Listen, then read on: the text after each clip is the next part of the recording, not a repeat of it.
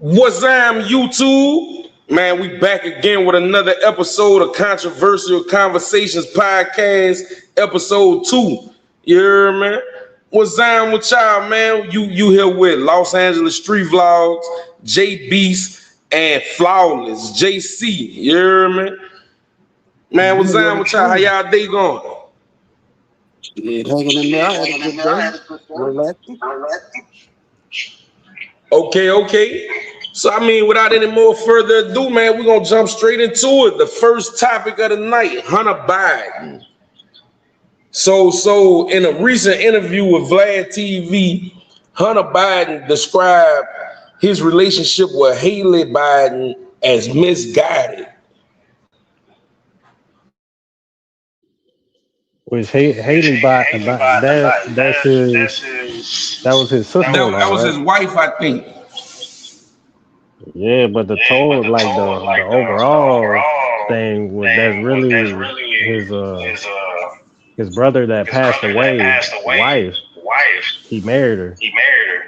Oh, so that wasn't his wife. Okay. Give me some insight. Work with me. Well, no. So the whole story is like whatever happened with his brother passed away, and his brother's wife ended up marrying him. Oh, okay. See, I hadn't did. Yeah. Hey, let's welcome Boo Bar into the conversation. Welcome Boo Bar, just jumped on the stage. Okay, I got a couple more facts for you guys. He accepted a hypothetical cage match against Donald Trump's son. This is things that he stated in a recent interview with Vlad TV. He said that he tried crack after his brother died. He got robbed at gunpoint during his addiction. Man, come on, man. Y'all speak to me about what y'all think about that. It's a little that's functioning addicts than we know of. Like the concept of once you smoke crack, you're gonna become a junkie. I think they got a lot of people that be lawyers and doctors and stuff, you know. Yeah, hey, look, I ain't gonna lie, man. I had my fast share dealing with a bunch of high functioning dope fiends like crackheads, you hear me? And I will say, I knew more crackheads who would go work offshore and go get real jobs and stuff, you hear me? And function in life than the crackheads they got these days. So like the fentanyl people and all that. So I definitely be like, I think you can still function on crack and all that. Now, I ain't agreeing with it, and I'm not okaying it, you hear me? I'm just saying, like, I really think, like, the dope fiends that was on crack back in the day is way better than the fentanyl fiends today, you hear me? Yeah, because was it Washington, D.C.? They mayor was on crack or something? That was some years ago, not the current one. I can't remember that one. I think it was Washington D.C. Man, I ain't know about that. Tell me more. Hey, look, shout out in the chat. Wazam Monique D. Appreciate you for tuning in, you hear me? Yeah, I watched the Hunter Biden interview, like majority of it. And yeah, he talked just like you said. He talked about like he got into that whenever, like after his brother passed, and he said he clean now, but it was real interesting how like all this stuff came to light from all politics, man. All this stuff whenever Trump was running for office, it was like this whole crazy setup where they took his laptop, somebody hacked into his laptop and stole all his like personal videos and stuff and published everything whenever like him doing drugs, him sleeping with hookers, like it was actually crazy. So that bring like another topic to the table. I see kind of off of it, like, so how many more politicians you think involved in drugs and that way, like how Hunter Biden was actually indulging, you hear me? Yeah, all of them. I say all of them, bro, because I said they had that report where they found some cocaine in the White House. Like Right, and they whatever, a so couple they don't years know ago, how they it got found there. Whenever they cocaine. did the January first, was it when they were trying to take it over, whatever, to overthrow the election? Oh yeah, Oh And, yeah. yeah, and yeah. you got I to think think that was with all them cameras everywhere, saying they should be able to know who had it or put it there, unless it was one of the people that worked there. You know. Nah, but hey, that's what I wanted to say. What JB just said about them finding the coke in the White House, man, that probably was one of the craziest occurrences in U.S. White House history, dog. Right. Man, low key, that's probably just what they reported. They probably been finding it. They just ain't never said nothing before. Right. If it wasn't for the break in, they probably would have never mentioned it. Yeah, dog, that's crazy, man. This what I'm gonna say about Hunter Biden, dog. I feel like he got a free ride with his daddy as president as POTUS. You hear me? I think he got a free ride, and he was just wild and like living his life out in a crazy manner. I do feel like the boy got some mental health issues though. From listening to him talk, I don't feel like he one of them mental health people that they needed full guidance throughout their life. You hear me? But he definitely one of them people that got some trauma that need to go talk to a therapist and actually put forth the effort to like trying to, put the past behind them type situation. You hear me? Tell me what y'all think about that. Well, I don't agree It's with kind of crazy the fact everything that you your said. father was president and you out here doing all that. You know that they gonna be watching you. You know what I'm saying? Just like with Obama and his Well, daughters. Whenever one of them got caught at the concert smoking, and flawless, they you kind of gotta blew it out of think about proportion. it though. Flawless, you gotta think about it though. Like my man said earlier. First off, greetings, fellas. Shalom. My bad. I ain't speak to y'all as y'all actually put me in the chat. Wine was there. Yes, But Lord. what if it's not all that? What if he was a mental patient and the pressure of his daddy being in that position got to him? To see that, You know what I'm saying? Your dad I can out see here that. wildly doing what he's doing, making all these bold statements and drawing all this attention on the internet. You don't think that would affect his life? Yeah, I think so.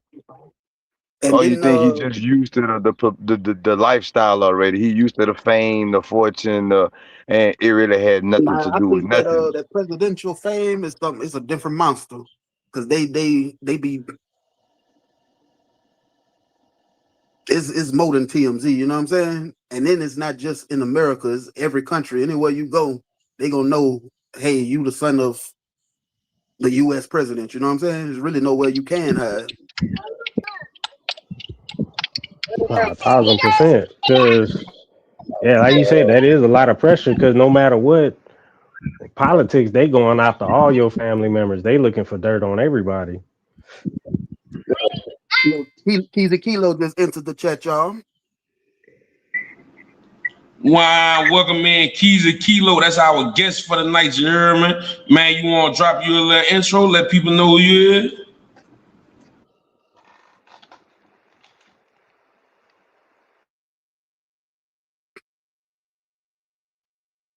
Man, Keys ain't got Well, look, we're going to keep it moving until you get right. You hear me? So, man,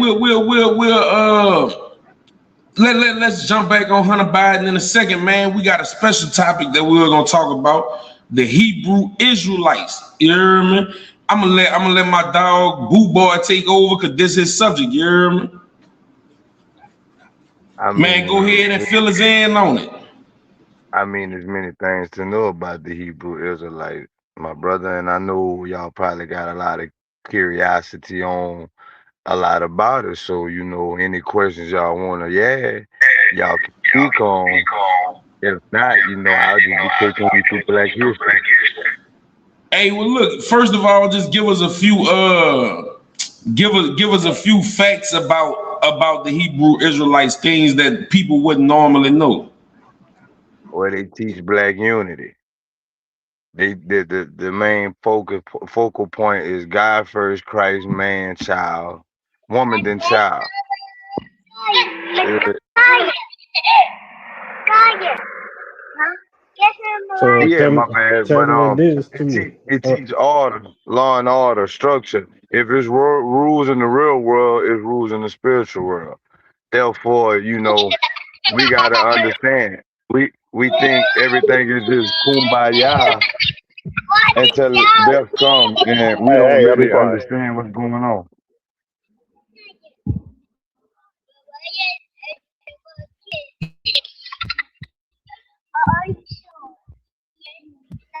So tell me, this, like Oh, how are they like with like what nah, the the views echo throw me towards off, like fella.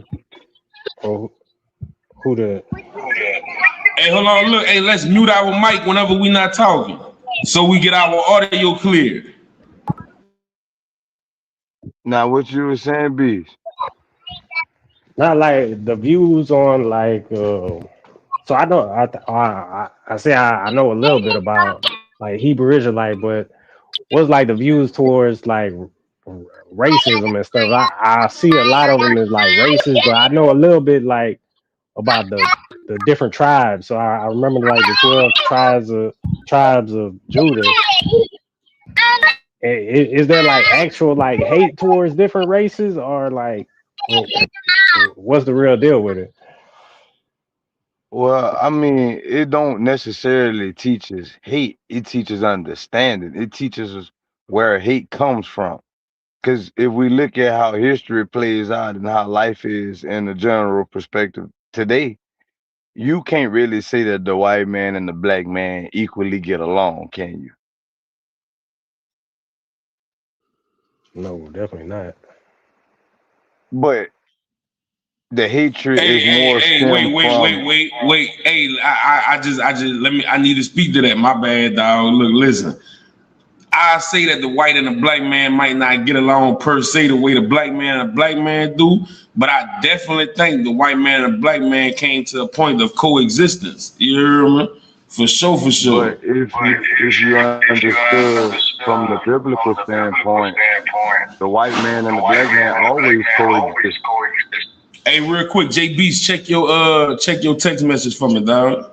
Yeah, I saw it. All right, y'all. Hey, go ahead, Boo Boy. Finish off for us real quick, telling us what you was telling. Well, I was just saying to your point you was making, the white man and the black man always coexisted. Like if we coming from a biblical understanding, Cain and Abel was the first example of the black man and white man. Esau and Jacob was the second example of the black man and white man. That's brothers from the same mama. So we always coexisted. It's just how we coexisted was the problem.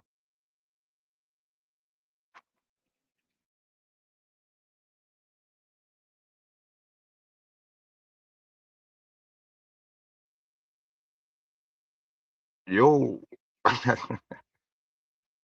Oh no, I'm here, I'm here, I'm here. So okay, yeah, nah, yeah. I follow. I mean, I I thought mean, I didn't know you wanted me to just keep ranting on it. I thought we was going back no, and no, forth go. about. Nah, nah, it's kind of your topic, so just fill us in on it. Tell us like some main key points that we should know, and like from your experience dealing with it, what got you into it?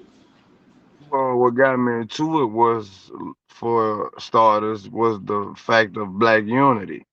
It teaches you that Christ is not a black man. I mean, a white man. He's a black man. That God is not a white man. He's a black man. The imagery, the nonsense that they showed us, it teaches you the proper way of understanding it. And I'm not saying it's not it, because outside viewing it, you will feel it's racist. But at the same time, it don't tell you to be racist. It don't tell you to act like that. We still supposed to treat each other accordingly. The whole purpose of it is to understand why we going through what we going through. Prophecies will be fulfilled, but who can pinpoint where it in the book that we stand today? It's only a handful of scholars that know what's really going on. The 12 tribes, like Beast was saying, was part of the bloodline. This is the blessing. That's what it all basically is. It was one man chose to do right, and him and his seed was blessed on and on and on and on up until today. But everybody want a piece of what's going on. So the Hebrew Israelites teaches you follow God, how to follow God's way, how to truly show love to God. You know what I'm saying? Who is the 12 tribes? Who is really down in private and who is really up? Who is the enemy? It's just give you the understanding of the real world, not kumbaya. We all get Man, along. preach, preach. All right, so look, let me guide you a little bit. I remember when we was talking, you heard me, you were telling me about the birthright. Expunge on the birthright a little bit, like tell us a little something about that. Wait a minute before you answer that. What book do the Hebrew Israelites look to for they worship? Is it the Bible? Yes, sir. The Holy Bible. You can use the King James Version. The same book everybody else use is the same book they use.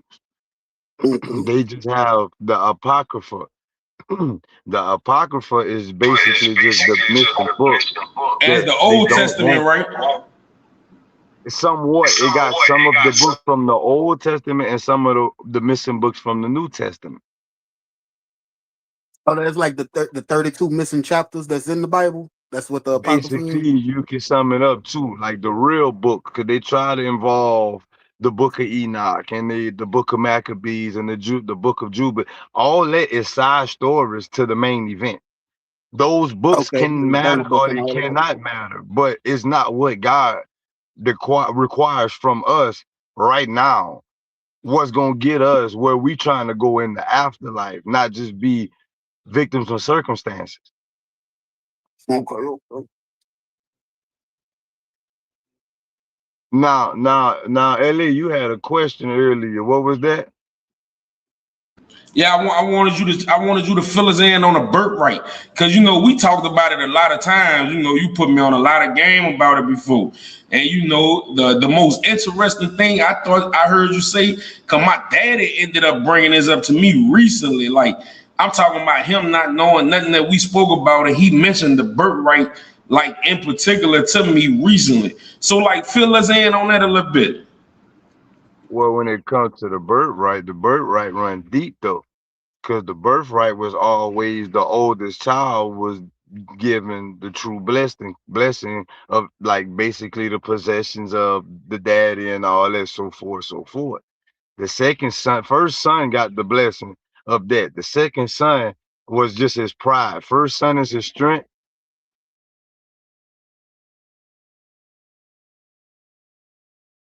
First, my bad, they had a motorcycle passing. First child is your strength. Second child is your pride. But in the situation where the birthright matter was the story of Jacob and Esau, and when Esau was so easily moved to despise his birthright and not like it, not want it, God saw that he didn't appreciate the true blessing that was given to him. So God gave the birthright to the little brother, which would be in this situation a black man, which is, I mean, a white man, which is Esau, and the black man, which is Jacob. The birthright runs deep though, because he saw that he hated the blessing. So he chose the second child to be the one to store the blessing upon. Now, if you get deep into the story, it shows you what the birthright really is. The birthright is the kingdom of heaven, the same treatment, the same inheritance that Christ get, that that child get. Okay, okay, okay. So, all right, now dive a little deeper into what the birthright, like the actual birthright, like what does that mean for black people and white people? Like explain that part. You know? I mean, from a Hebrew standpoint, your oppressors will be oppressed. So, it's not teaching that white folks and black folks can't get along, won't get along. They just teaching us that we're not the same. We was created to be divided, yet we want to kumbaya. So the birthright goes back into the blessing, the inheritance. The white man becomes basically, if you read into Revelations and understand, the white man is explained to be the beast. The black man is the chosen man of the tribe. Tribe of Judah represents the African American.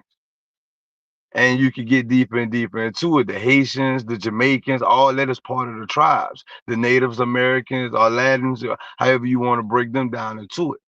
All of these people that you see in the real world is oppressed. You can 9 times out of 10 include them in being part of the tribe.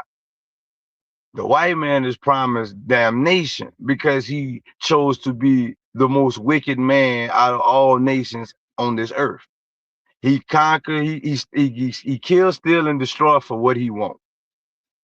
The black man only do what he do to survive and thrive in the world that they created. Right. So, Okay. so to answer your point, basically, the black man will get to become a god, a real god like Christ. An Man, example, look, I'm Christ is the on a example. serious note. On a serious note, on what you say, I ain't gonna lie. I feel like I'm a god already. I ain't gonna But cap. I feel but like I'm at the top of the mountain. But that's what I'm trying to say. Because at the end of the day, that same Holy Bible book that we read and it says in Scripture, you are a God. But in order to become a God, you got to endure the temptation and the lifestyle that you're living in that timeline. You don't become that true God until you get the eternal crown of life. That's when you truly transform those comic books, the Black Panthers and Yes, Lord, Superman. preach some. Yes, I'm sir. just, I'm just saying the comic books we know to be the Black Panthers, the Supermans, there's a powers that's gonna be stored upon us. That's the true form of a God-like body. We just gonna move righteously. We're gonna do what God deem us to do, not man. The world we live in now, man strives to please man. We all worried about what the next person gonna think about us instead of worrying about what God gonna think about us. So the Hebrews teaches black unity, black power, black understanding, uplifting the black man, black history, because the Bible bases off of our history. If we all came from Adam and Eve, wouldn't that be history?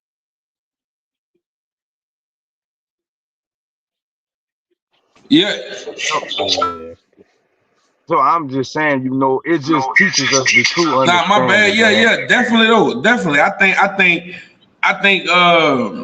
Hey, this what I say to that. You hear me? Well, matter of fact, somebody else go ahead, give your opinion on that, and then we gonna let Boo Bar dive a little deeper. Yeah, well, couple more questions. So is part. So do you think? I know part of it. They saying like we supposed to return to Jerusalem. Is that correct, or is it Israel?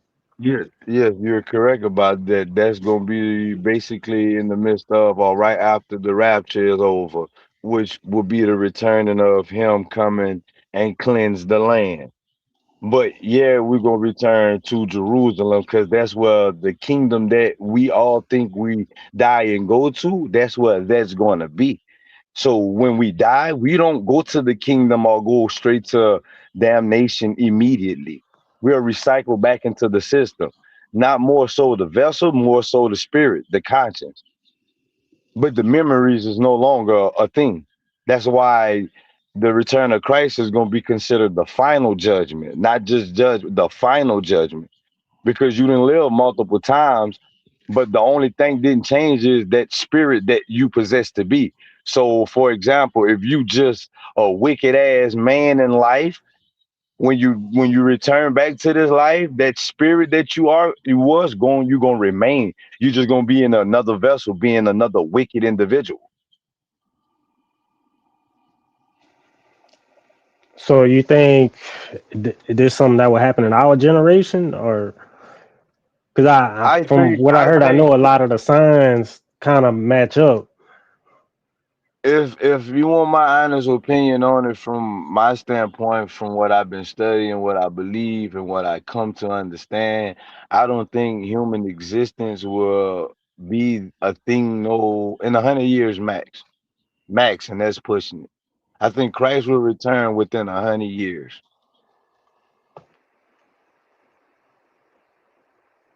Well, the specific 400 year time line that they speak of, we actually living in that right now. We're currently at the 400 year mark, or like 440 some years, something like that. Boot boy, you could tell us more about it. I mean, we're at the very end of what we call human existence. That's why I say 100 years, because our days and his days is not equated evenly. 1,000 years for us is a one day for spiritual time understanding. That's the only example we have to go by right now.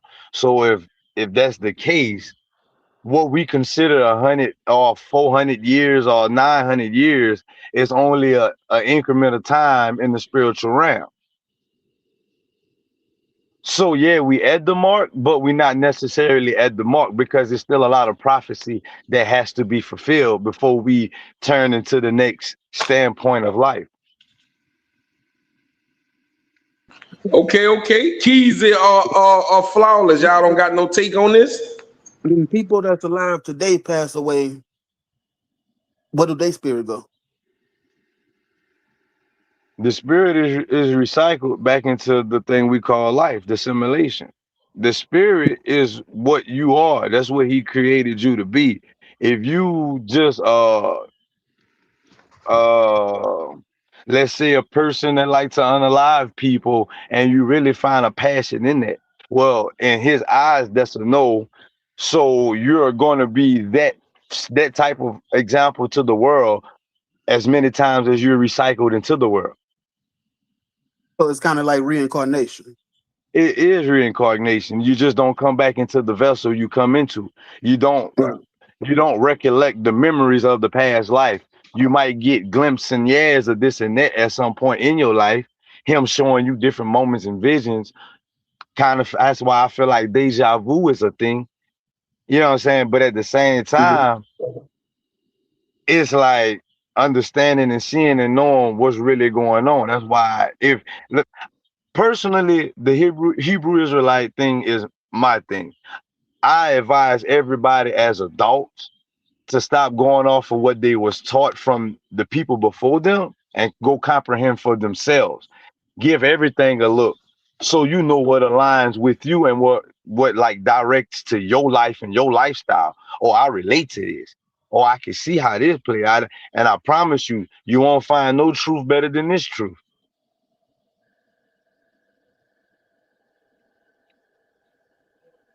Okay, okay. I feel that I'm gonna say this. When it comes to religion, I feel everything that you just said. Trust me, I follow you. The only thing I'm gonna say about religion is I don't believe in multiple different beliefs. Like how all the religions are spread out. I'm non-denomination. I feel like if you believe in God, that's one belief, like one band, one sound. You hear That's me? not So true, though. I would have to disagree with that. nah, That's nah. I what the feel you. I feel Hebrews you. Tell me why. That's what the Hebrews explain to you at the end of the day. Those people that God chose, if everybody was one band, one sound, why did he treat Pharaoh the way he treated Pharaoh and treated Moses differently in the situation? If everybody was one band, one sound, wouldn't Pharaoh be considered his chosen people too? Wouldn't Nah, but I feel like there was purpose to it. It was a reason. It was based off of. It was subjective to how he felt about the people. Then you got to remember, no if we talking about God, we talking about Creator of all. So he know what he was dealing with. He know what he put right, here. He but know at the what he same put forth. time, do you remember when he told Moses to go over there and do this, tell Pharaoh this, but I'ma harden his heart so he don't listen.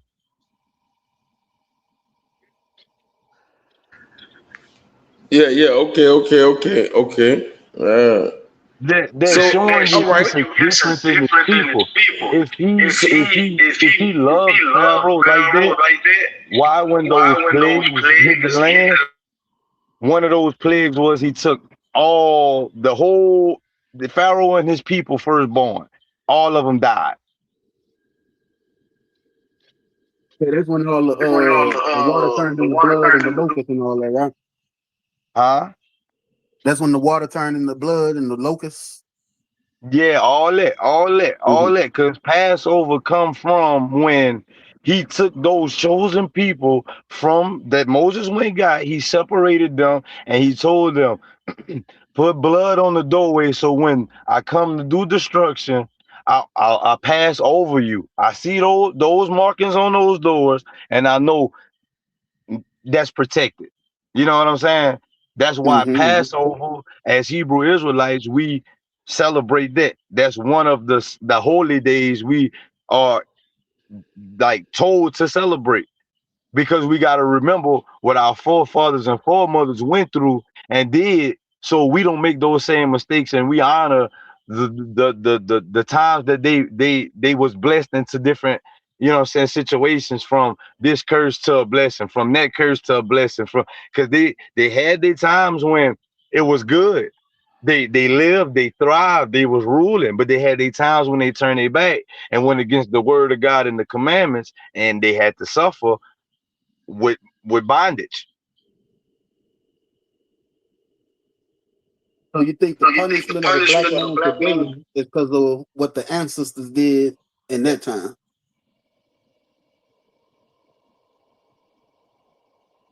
I mean, Bible explains to us, brother, that you are your father's seed.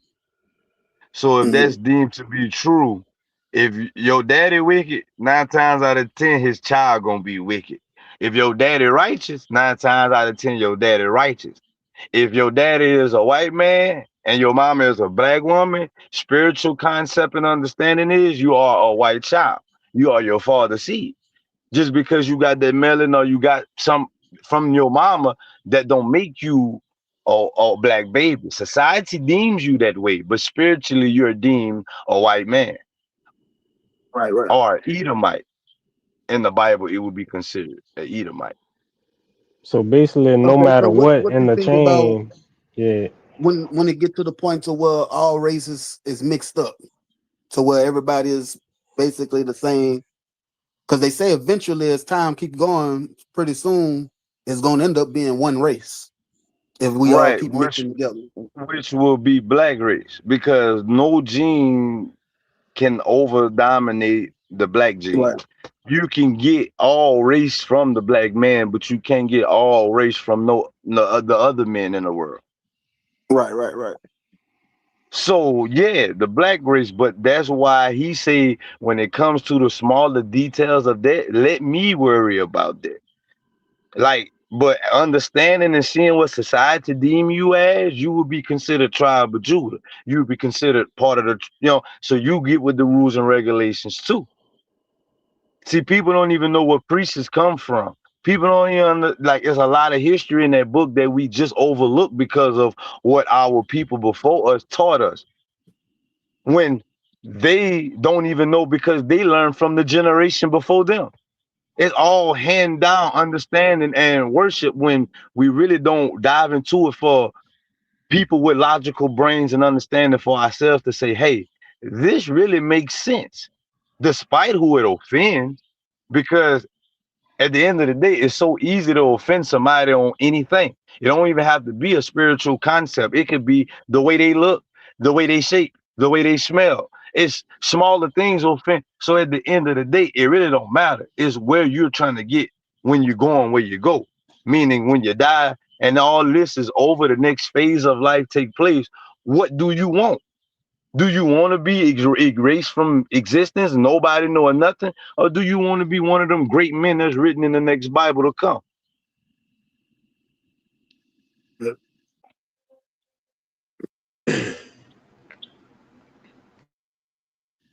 I don't know, man. Oh, I man, just do a lot of spiritual spiritual studying, man. studying, man. And I advise everybody to at least Just take a glimpse at it. You don't have to agree because we are not built to agree with everything. But at least give it your own take and take your own perception from it. Don't just go off of me and mine.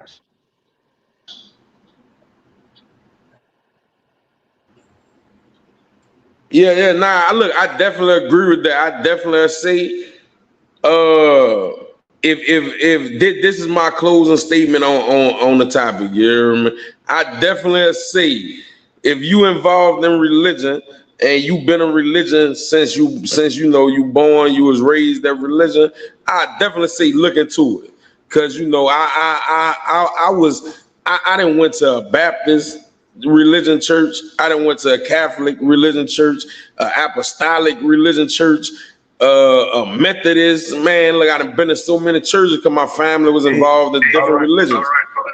Well, wait, LA, let me ask you this. All those different churches you went to, where did the whole concept of they preaching and teaching come from? I mean, I guess it was like the Catholic based, I see. No, not the practice. What source? What was the source? What did The like Holy fathers Bible, King actually James heard it? Version, the Old Testament. Yes, Lord. So you mean to tell me all those different people got a different concept of the same word? Man, that's what it seemed like, but then that's why I came to my conclusion. Look, this is what I say. I say if you, whatever religion that your family raised you and brought you into this society, look deeper into it. Just look for yourself, get some answers for yourself. Cause I would say when I started looking for myself, it just didn't make sense to me. It might make sense to you. And that's what's gonna develop It your won't. beliefs. Yeah, It but that's won't. what it yeah. But look, But look, one we last gonna thing on this topic. One last thing on this topic before we go. I'm gonna ask all go y'all ahead, one roll it out, question. roll it out. Now, from scripture, anybody take the Holy Bible to a T and really believe in what that says and how that moves, and that's the word. Holy Bible tells us that Jesus is a black man. The imagery that the world shows that he's a white man. Who you think really lying in the scenario? Is it the Bible or is it the people? It have to be the people. I mean, I'm just saying Definitely the because people. at the end of the day, if we sit in those buildings worshiping the imagery that they deem to be Christ, wouldn't it be us worshiping the beast, the Antichrist? Yeah, I say that. I say that. But look, hold on, look, check this out, right? I don't hold it against a person if they don't know. If a person don't know what's on with them, like if they believe in the wrong thing and they don't know, man, I don't hold it against them because they don't know. You know, and ignorance is no excuse to the law or to consequence. But I mean, I just say for man, hey, they got a saying that say God protect fools and babies. So Yeah, if that saying but is as old as us, that's righteous fools and babies. yeah, I feel you. But look, But we gonna next time, definitely go ahead, go ahead. no, I was pushing through the segment. Next segment. Yeah. So we gonna go ahead and wrap up on our one. Man, the next conversation is Mississippi police killed unalived. I'm sorry. Mississippi police unalive a baby. I actually don't got too many facts on this topic because whenever I was trying to search it, the what is the headline? Yeah. I got confused and was thinking that it was something else. So when I did the facts that I did have was about something else and not that. So whichever if y'all know about it, come on and tell us some facts about it. Yeah, from what I heard and seen, they tried to say the girl had stole some diapers, and I don't know how the police got, unless the police was already there, but they tried to say the girl stole some diapers, and they was trying to say she tried to run over. Well, she wasn't even the driver. They was trying to say the driver tried to hit one of the police officers with the car, and they just started shooting in the car, and The girl story, she said she held her baby up to the window to show them that she had a baby in the car. Oh man, what? Yeah, and they just started shooting. So basically, it could seem like she was trying to show them the baby, or she used the baby as a shield. Like that's crazy. Well, I wouldn't say she No, wasn't using them as a shield, but no, she was, from I what don't they think she said, used. she was I just don't think she showing was them. using it as a shield. I think she was trying to show it to them. Maybe they would have sympathy on her and stop shooting if they show it. If she showed a baby, I think that's what she was doing. Oh, so they was already shooting by the time she showed the baby. Right. But I don't think it was a smart move for her to even show the baby anyway. Because if bullets flying, last thing you want is for your own child to be, And you that's know. the point I was trying to get to right there. Yes, Lord. But I just think I just believe that she thought that they would have some sympathy to see that it's a baby, stop shooting because it's a baby. But I mean, it wasn't a smart move on her part. But I think I know why she did it. I wouldn't have done it, but I understand what she was trying to do. So you saying it was stemming from a shoplifting incident into them shooting her? She trying to get away.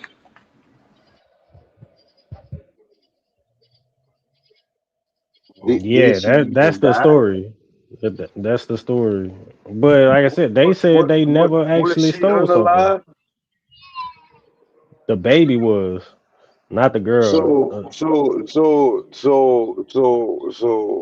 you saying she went with her move. The laws was shooting the vehicle up because she was trying to get away, and instead of shielding her baby, she held her baby to the forefront. Man, I ain't gonna lie. That's my first thought, initial thought. Like, why would you put your baby in a gun line whenever they hitting like that? What you doing?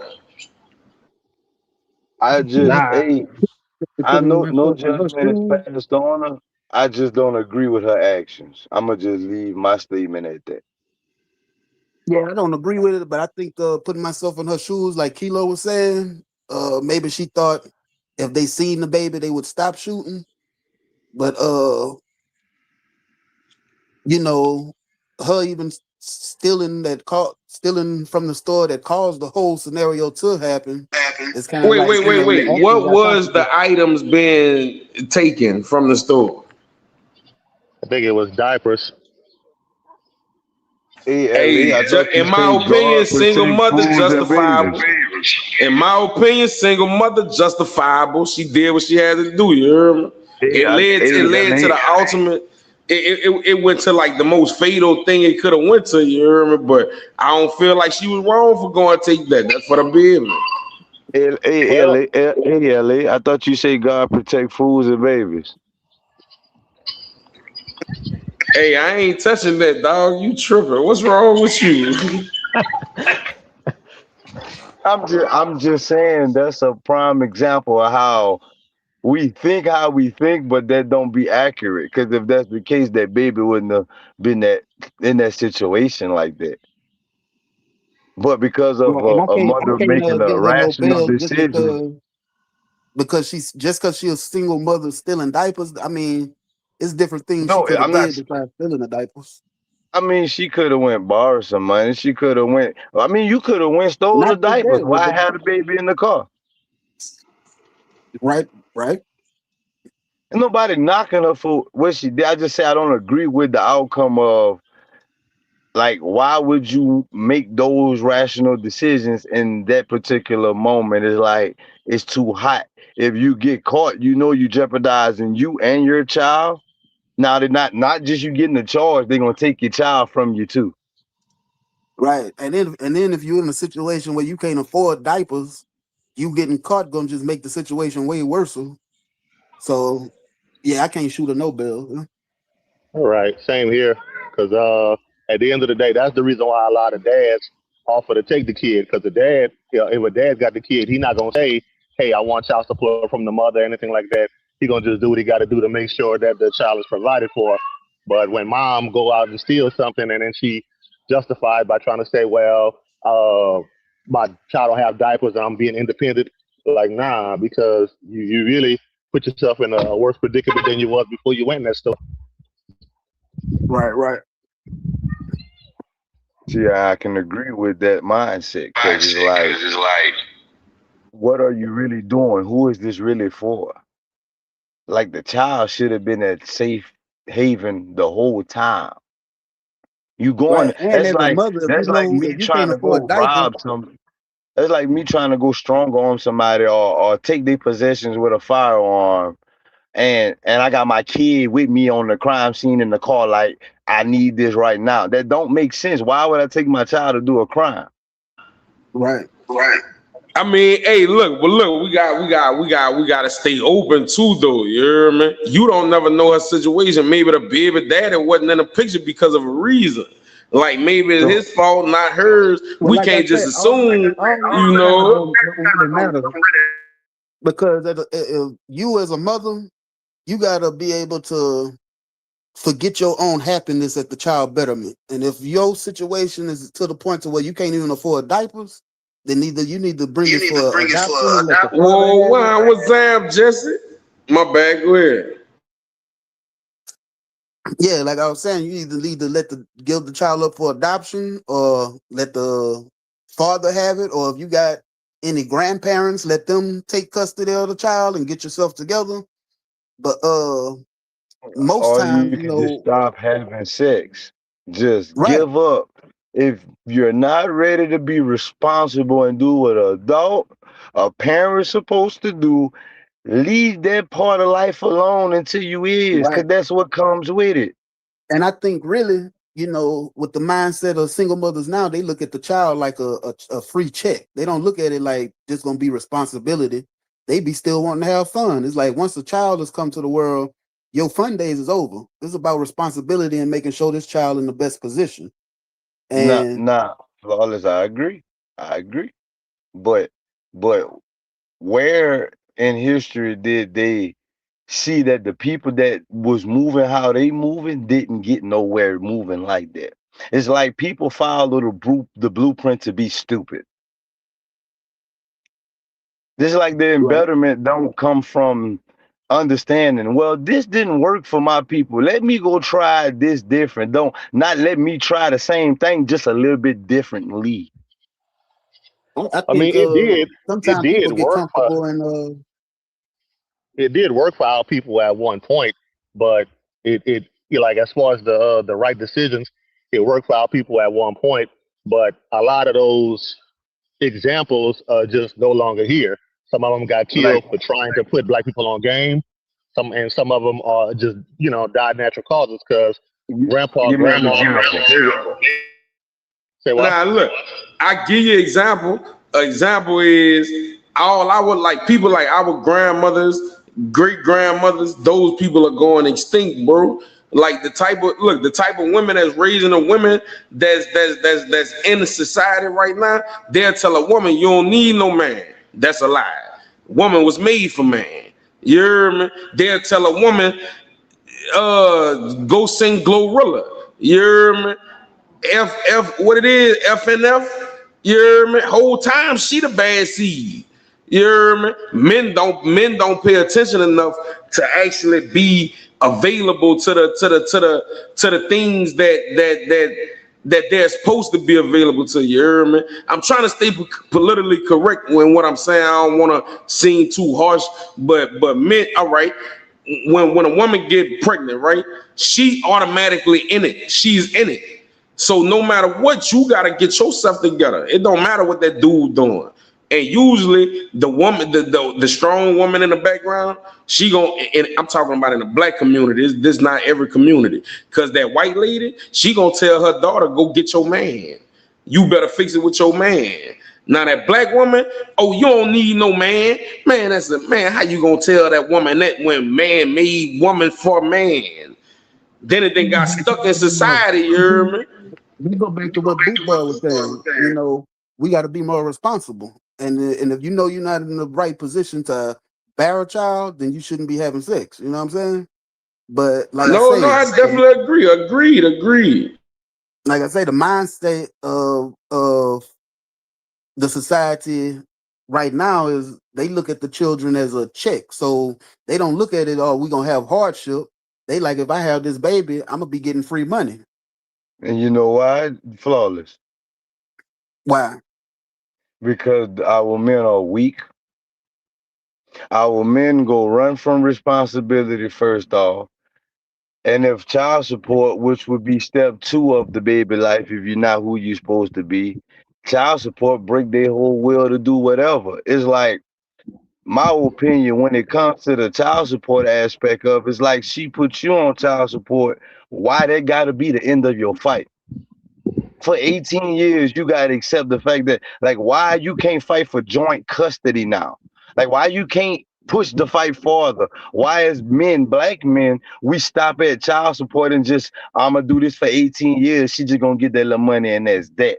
I can't put that on all black men because most absent fathers are the ones that's having children by multiple women. That's like 15% of the population of the black man. If you look at the statistics, most black men, and this is another thing, most black men is married to black women, and most black men is in the 50% of middle class, and 60% of that is higher. You know what I'm saying? So it really come down to the women choosing better. So if a woman choose a man that already have five children from 5 different other men, that's on her. And they try to blanket every black man like that one man that's sleeping on the couch and not doing nothing. But most black men take care of their responsibilities. And most black men is single and childless. If they're allowed to, because a lot of women do run black men from out of the picture. Sure enough. But all I'm saying is that child didn't ask for that absence from neither one of them. That child didn't ask for that moment of pleasure because But that was this you the thing put too, your though. private part. You gotta understand this too, though. Just because you having sex don't mean, as a man, just because you having sex with a woman don't mean you ready for fatherhood. Y'all just having sex together.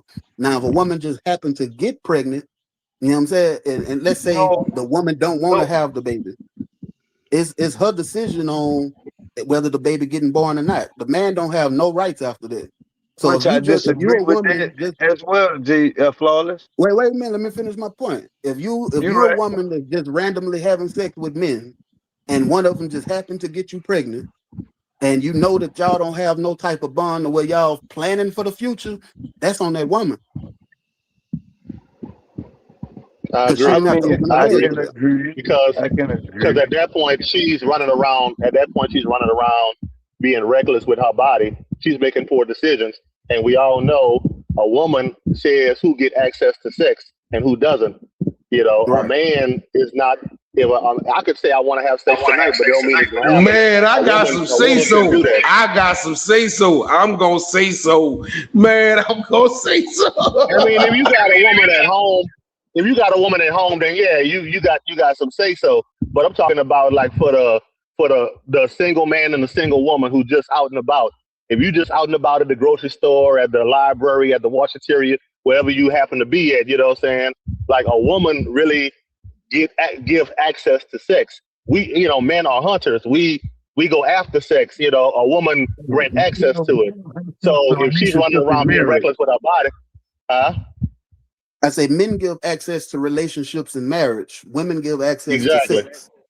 Exactly. Nah, I gotta disagree with some of that. Which part? I mean, yeah, I can agree with. Hey, Jesse, I'm about to drop the link. You can come up and speak your piece too. Hey, y'all, Jesse in the chat. Okay. But she wants to speak from a woman's point of view. Yeah.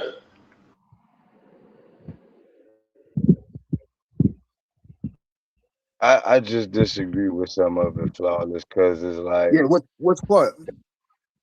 I mean, yeah, I agree that women, for the most part, do give the green light for the goal when the moment is happening.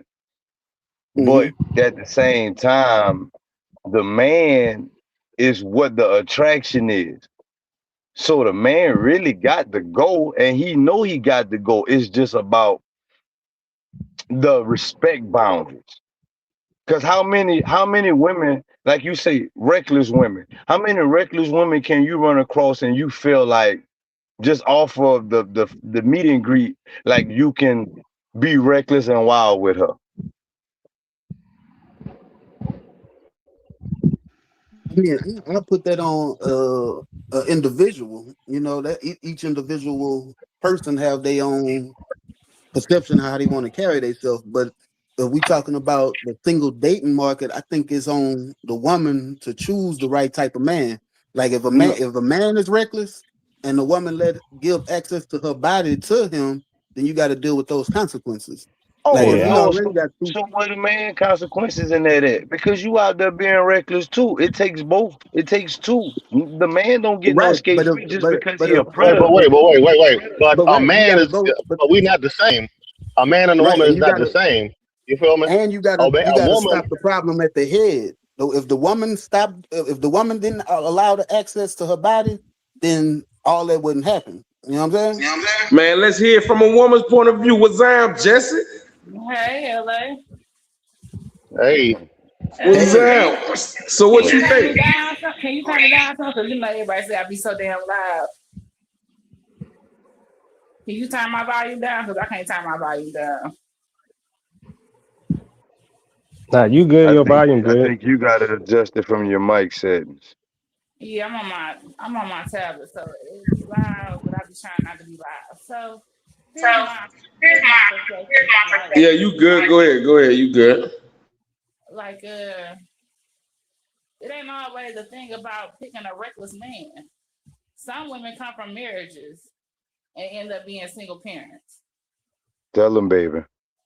You know what I'm saying? right. So But it ain't always about when you picking. add those percentages, most marriages, especially we talking just about specifically about the black community, one out of four black women will get married in their lifetime. So Well, when you first of talk all, I about the don't, ones I that don't, are married, I don't go by percentage. I don't go by statistics made up by a corrupted government. That's one thing. Because they've been saying well, we then have what data? 10% If or you don't go by the 14% of the data or the population. statistics, They say we've if you been don't go by 14% that of the data, then you're population just for over going off of 20 your years, and own that's not possible. experiences.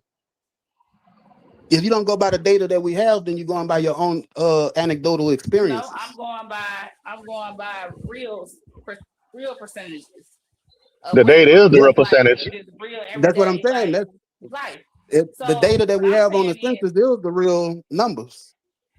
If can you I don't speak? believe those numbers, Can then I where speak? you getting the numbers from?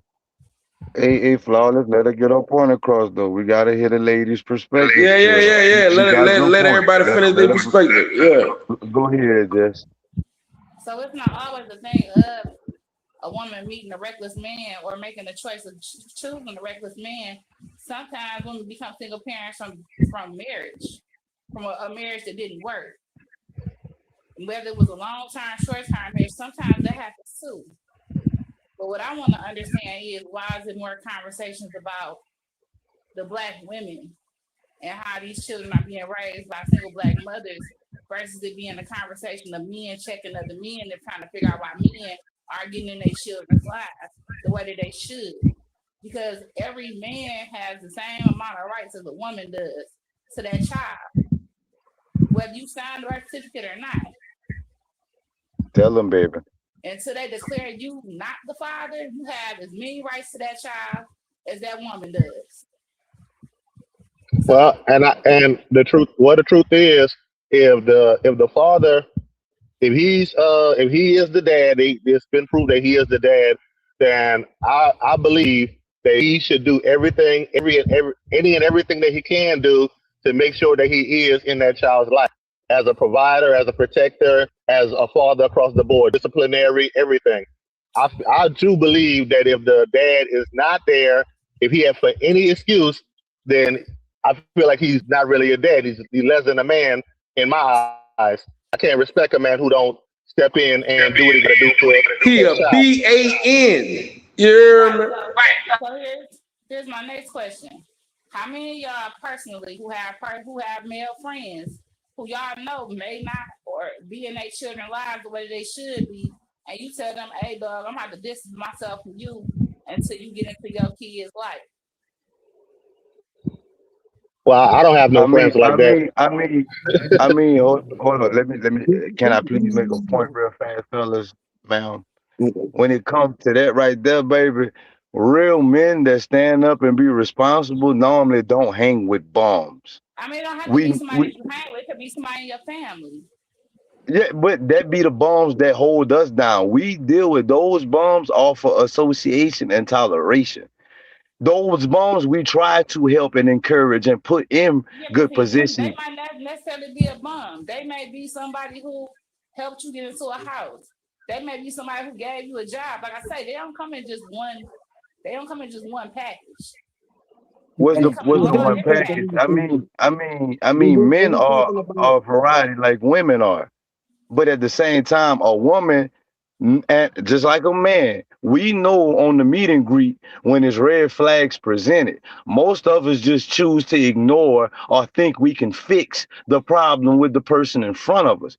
That's why a lot of broken So then, families and homes don't exist. that become a thing of where men ain't choosing the right women? No, no, it do.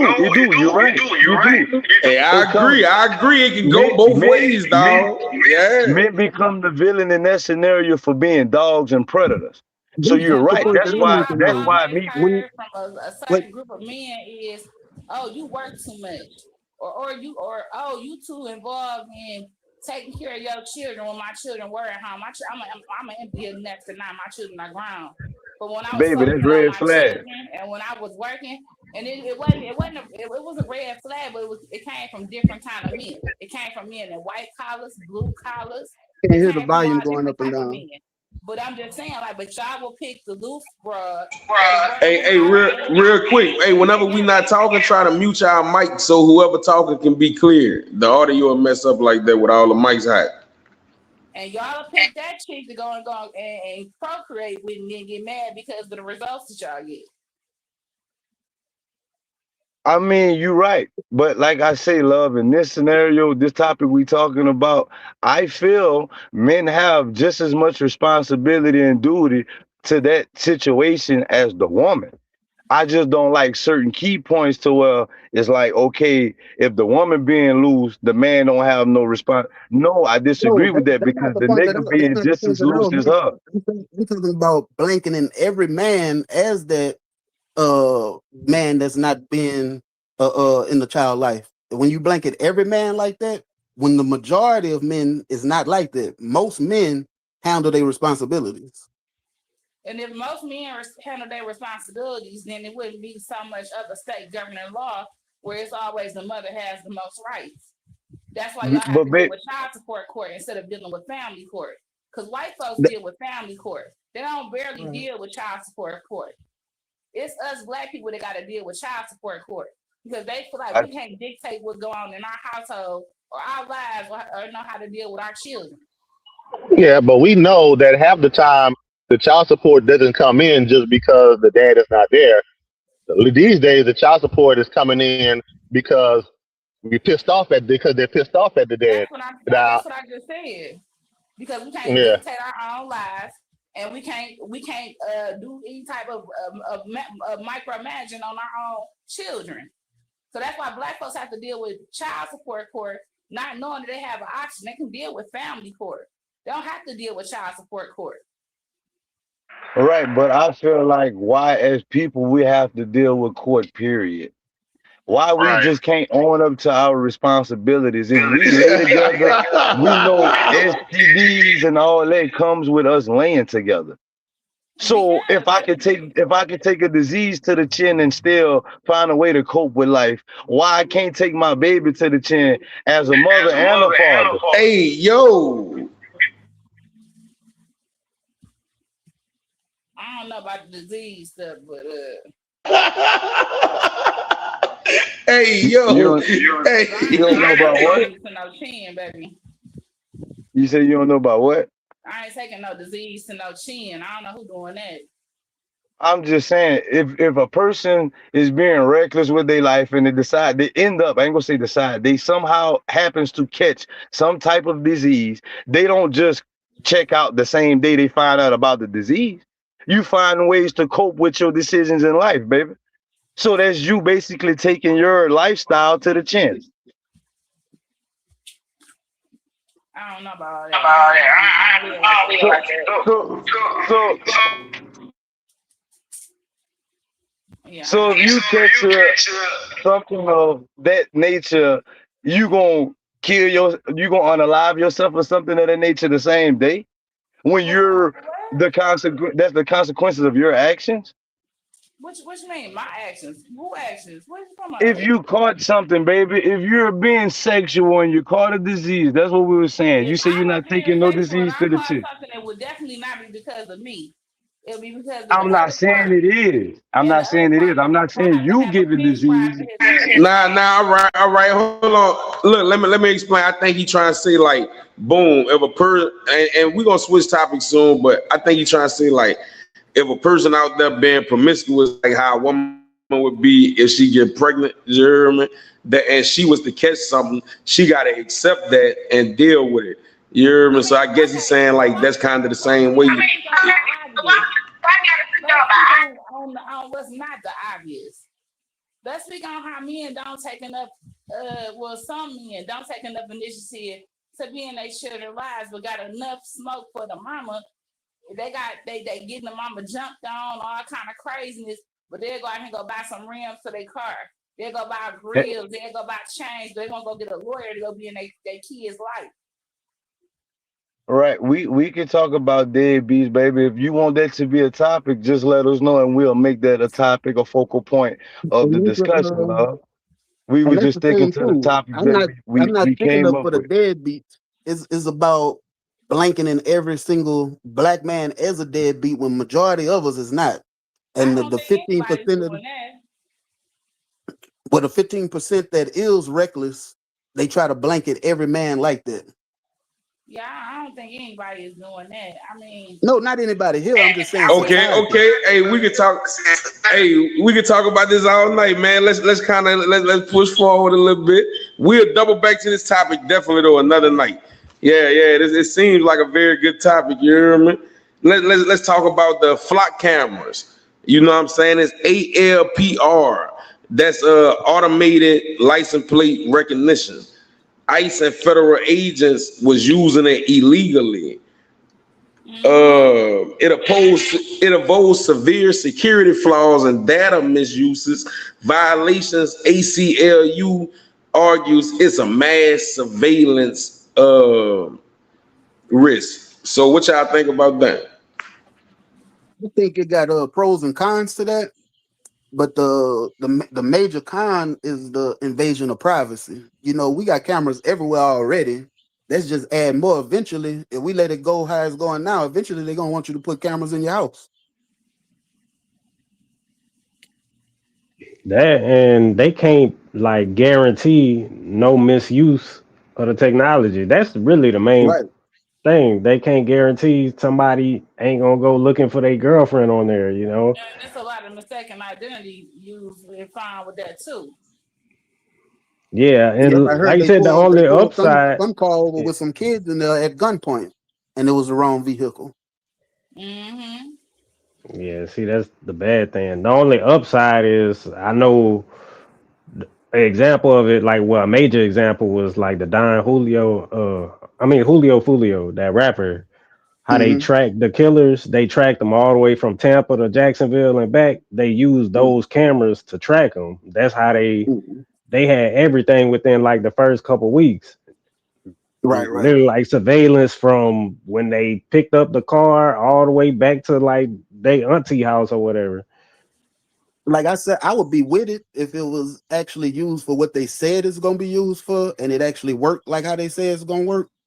But just tracking people, what store you going, everyday people that's not breaking the law, tracking where you going and what store, because you know corporations get to take all that data too. And with it staying in their servers for 30 days, I believe, if you put one on each corner, you got multiple cameras with all your information every day. So every day is catching you. So it's not really staying on there for just 30 days. It's gonna be staying on there forever. I don't see why it's Yeah, not being used to find all these missing children. Y'all can't find no sex traffickers. Y'all can't find no missing kids. But y'all can find everything else. I mean, And how you gonna look for like something you that said you a too, part Jay, of? a man gonna be in control of that system, and with absolute power corrupts absolutely. So unless How you they gonna? able to really My bad. Go ahead, flawless. use it for what they say that they're gonna use it for, which I doubt. I don't see it ending good. I just think that at the end of the day, they're gonna take advantage of us in every aspect they can.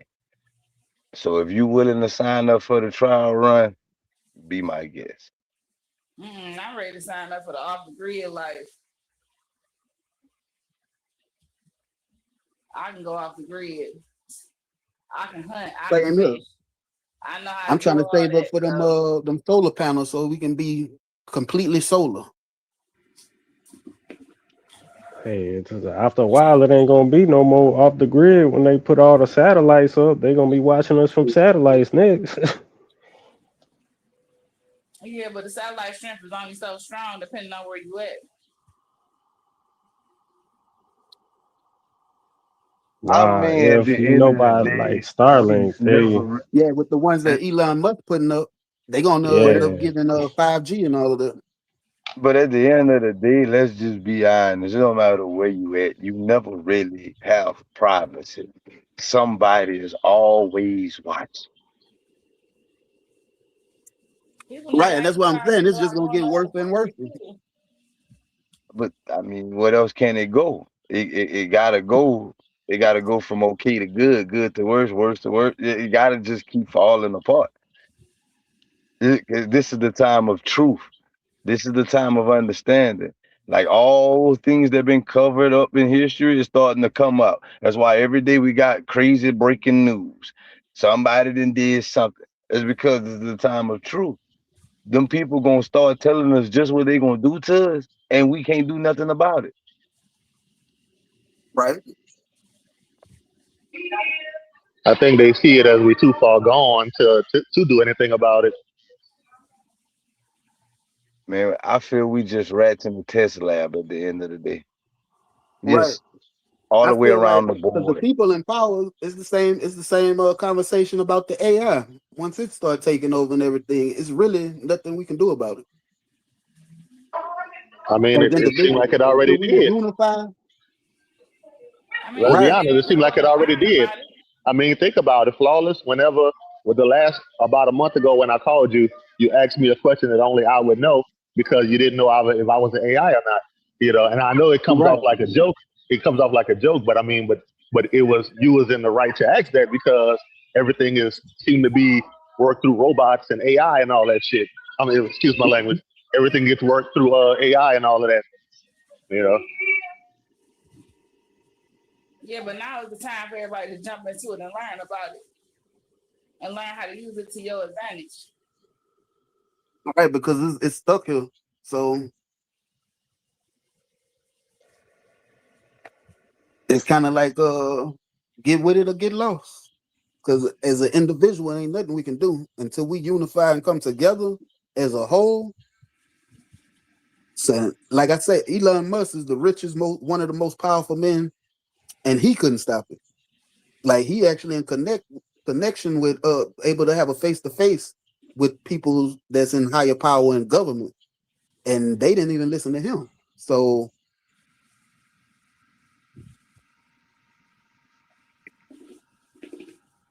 Oh yeah, definitely. it's kind of inevitable at this point. Definitely, because was it him or the other dude that went up to Congress and was trying to tell him? I think it was the It's a other guy couple of them, with Anthropic. They went up to Congress telling them how they need to slow down the growth of AI because it's getting dangerous. It's getting to the point where it's getting dangerous, and they might not be able to control it. Type of stuff going on. right? That's the thing, though. They can't slow down the growth of AI. AI is being Right. implemented in almost in every facet of our everyday life. They can't slow down the growth of AI. And not just the AI, the data centers that they're using for the AI is destroying the environment. And it's That's true. to make them mega data things, they using the fresh water that regular civilians drink to cool the machine down even. So, and from what I'm understanding, the waves cause cancer and stuff if you be too close to it. But it's All the waves cause cancer. This 5G causes cancer. These shot spotters, they cause cancer. These block cameras, they cause cameras. All of that stuff causes cameras. Even your electric meter to your house causes cancer now. right, and they just adding more and more and more. That's why I say it's either time to get off the grid or find another country to go to.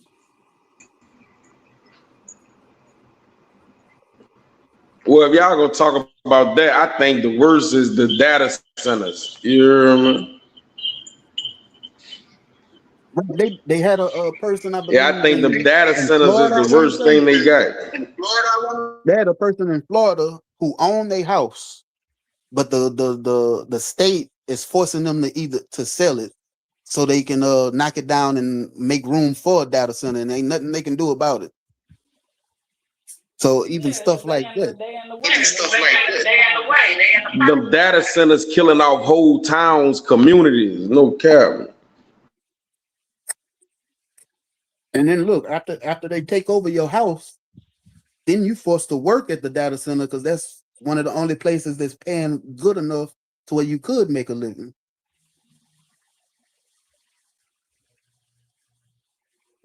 Really. So it's like we forced to work to help hurt ourselves.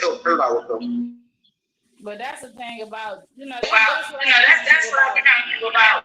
They done took so many trades out of school. Like when I was coming up in school, we had wood shop, we had mechanics, we had swimming pools in our school.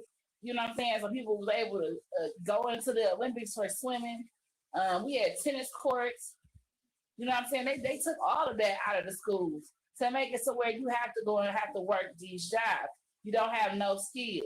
They don't, they don't even have apprenticeship programs like that no more, like brick masonry, woodworking, iron workers. Yeah, I know what you're talking about. Like when we was in school, you had to take a trade also, like as you was exiting high school type shit. Yeah, and that's why they Even took all before we them was things in away school, you because they used to be wanted able you to to just be graduate high working. school with an aviation's license and fly airplane. Yeah, that too. They took all of that stuff out of our schools so that we had to take our kids to white schools and then have to be subjected to white behavior and have to just subject our children to white behavior.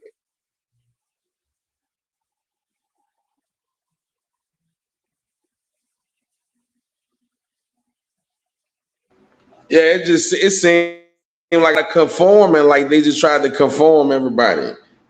But I mean, hey, but look, real quick, I wanted to ask y'all think like the flight cameras is similar to like that 20, I think it was 2012 that when Obama was in office, like the surveillance stuff with the phones. It's the same thing. It's just on a different scale. Yeah. Right, and with the flight cameras, they I think like 146,000 of them is in existence right now, and they doubling like every month. So eventually they're gonna have one on every corner. Like But everywhere if you you see look at a it, it's only in telephone pole urban at, areas. They're not in rural areas. They're not in suburban areas. They're only in urban areas. right. Cap. And you see the thing too about I that ain't gonna is cap. Here in LA is a camera on every corner. But the thing LA is about that still too an with the urban area. But LA is still an urban area though. Yeah. Oh God, that's what I'm saying. Yeah. and the thing about that is us as uh middle class and poor people, we have to start learning how the political system work, and we have to unify together to be able to. We got to know who our state representative, know who our council is, and be able to go to these meetings and galvanize with each other, because it take the numbers to tell them, no, we don't want them cameras here. And that's You why we know, need to have more communications about how we can get together versus communications about how we can point fingers at each other. right. Hey, remember, if you're not talking, mute up so the audio be clear on the playback.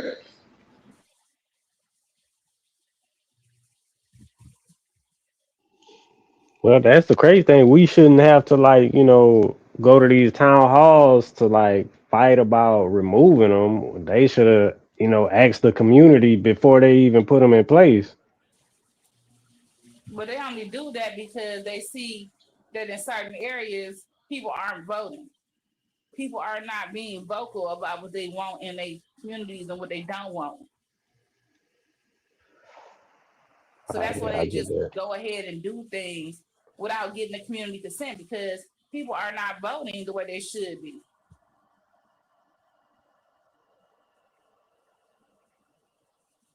Right. And they disguise it to the people that allow the cameras to be here. They disguise it as a safety mechanism, you know.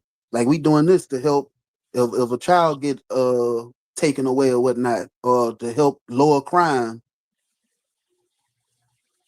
Yeah, but they'll never find no black kids though.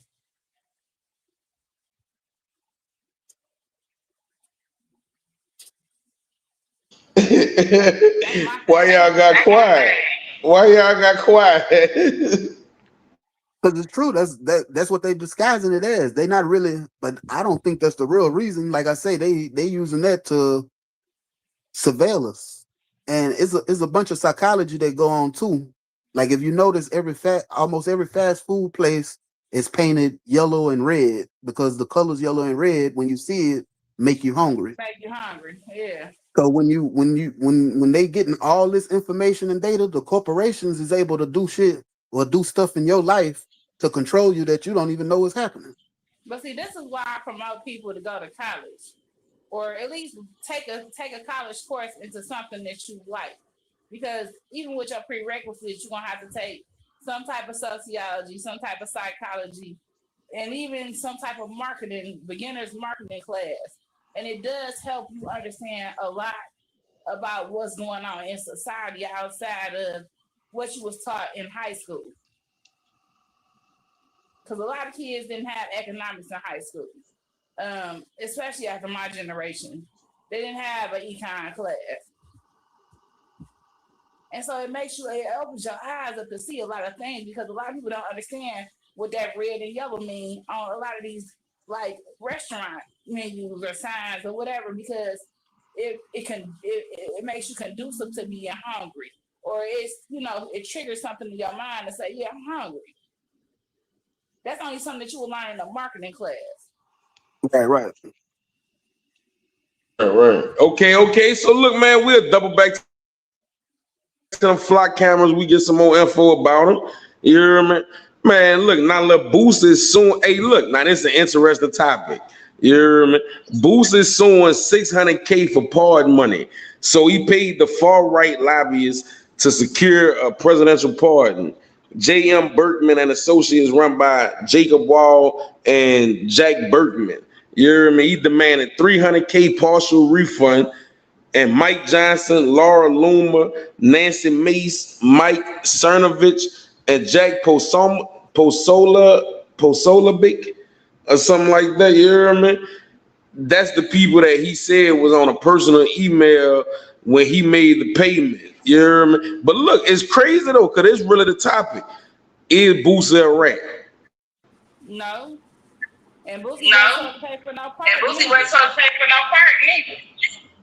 I mean, hey, that's the topic in the headlines right now. That's what people saying. Boosie preached no police talk, but he got everybody in court. Is he a rat? And I'm from Louisiana, so we all except Jesse from Detroit. You heard Courtney? Well, break it down. And what he was doing, he was trying to get Trump to for them to get Trump out of office, I believe, right? He was trying to get Trump. He was paying some people to get in Trump's ear to get him pardoned. Yeah. But he Well, should have paid Run it no more down, than break what it. he Yeah, run it down. Tell us about it.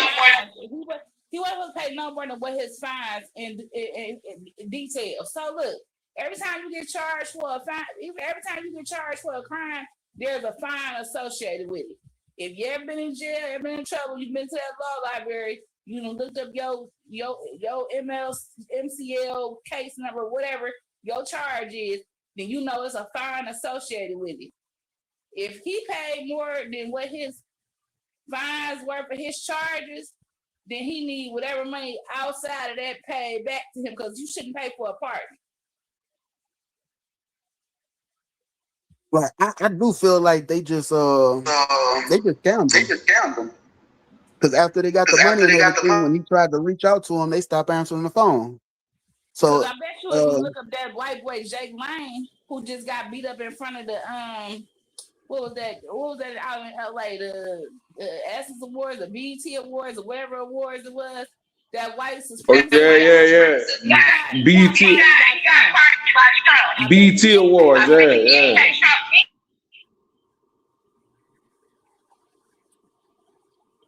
And he was one of them January 6ers. Kodak Black paid Trump.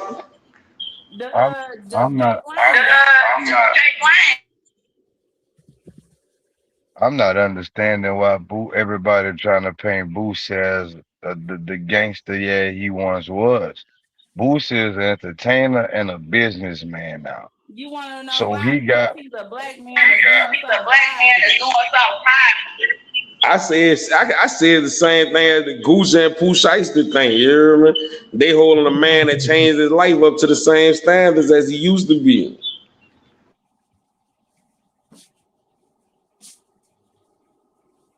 Yeah, I don't see it. I don't see why Boosie should go be the person he display himself to be in his music when that's not street activity.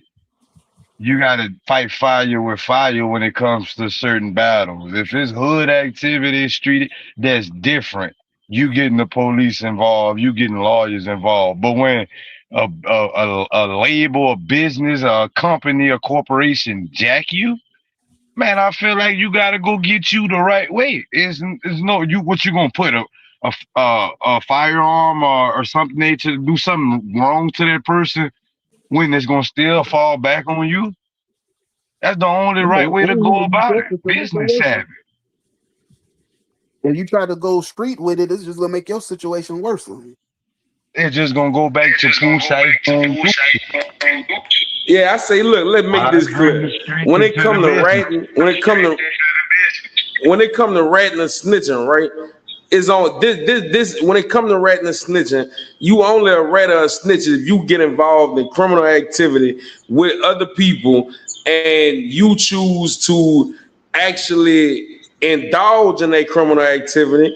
Then when you get caught, you tell on these people. That's ratting. If you no longer involved in criminal activity, you hear me, and you living your life as a regular law-abiding citizen, when something happens, you got all means to let the police take care of it. This is business, especially when you got money. If you react the way you would have reacted back in the day when you was living like that, hey, look, I promise you're gonna be in court with a lawsuit, dog. You put your hands on them people. But if you ask any person that got the street mentality, they feel like ratting is anything talking to police. They don't But care ignorance is bliss. right. So that's kind of it's like no matter if somebody done something to your mama, they like don't tell the police. So I think it go to the point to where we go to the extreme with it, to where even you got kids in school. If a kid getting picked on in school and they tell the principal, now they calling them a snitch, and they don't have nothing to do with the streets, you know. Yeah, but that's just that that mentality they teaches everyone from a youth. You don't tell, you don't tell, you don't tell. Well, if we're going from a biblical standpoint, you should tell because that's bearing false witness. But that's not the topic of conversation. I'm But I just mean, saying. if we talk, well, when it comes down to somebody like Boosie, even if he don't exactly tell, We're not gonna act like he don't get involved with laws and all that type of stuff. Because let's be honest, how long Marlo Mike went into prison for crimes that he committed for Boosie, and he's still in there to this day. And Boosie got out after 3.5 years. You feel what I I'm mean, but on that same topic though, Boosie wasn't the one that got jammed up and started the whole investigation. Marlo Mike put Boosie in that limelight and chose to recant his statement after he did what he did. Now hold up, wait. I gotta call a spade and a circle. You hear me? Before any court case ever came up, you hear me? It was even you tried to be used in court. Boosie on the song saying Marlo Mike up in the backseat begging for a body. You told on the man first, dog. You told, hey, no matter how you try to shake it, you told on the man first, dog. Music is music, dog. At the end of the day, he didn't get in front of the police and said Terrence Hatch had me catching bodies. That was Marlo Mike's statement. You know that they will use that in court, though. We That know was the music Marlo comes Mike's from a real statement. place. It's funny how they only It's use Marlo our Mike's lyrics statement, against but it's us. repeated by Boosie. They only use our lyrics against us. You don't see them using country music people lyrics against them. You don't see them using heavy I metal. mean, Hey, what hold on, wait. Jesse got a good point. What was that boy with the song? He popped the sheriff. Yes. Man, you heard y'all ever listen to the lyrics of that song? No. Real talk. hey, there's a thing called entertainment. There's a thing called entertainment. It is But a thing called white law and black law. And what love, all I'm saying is, they cannot use our lyrics against us to pin us to the wall and don't use it for nobody else. Baby, at the end of the day, white folks ain't getting on the track and saying who they killed. They only giving scenarios. Hey, you ain't see 69? Unalive. 69 that got on there and told all kind of different mess in his music.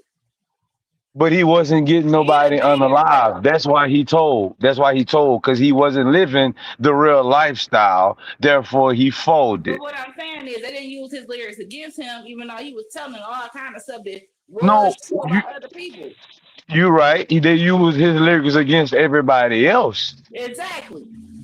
Right. That's just an informant that was, but he wasn't involved in street activity to begin with. You don't know what he was involved in. We don't know what he was involved in.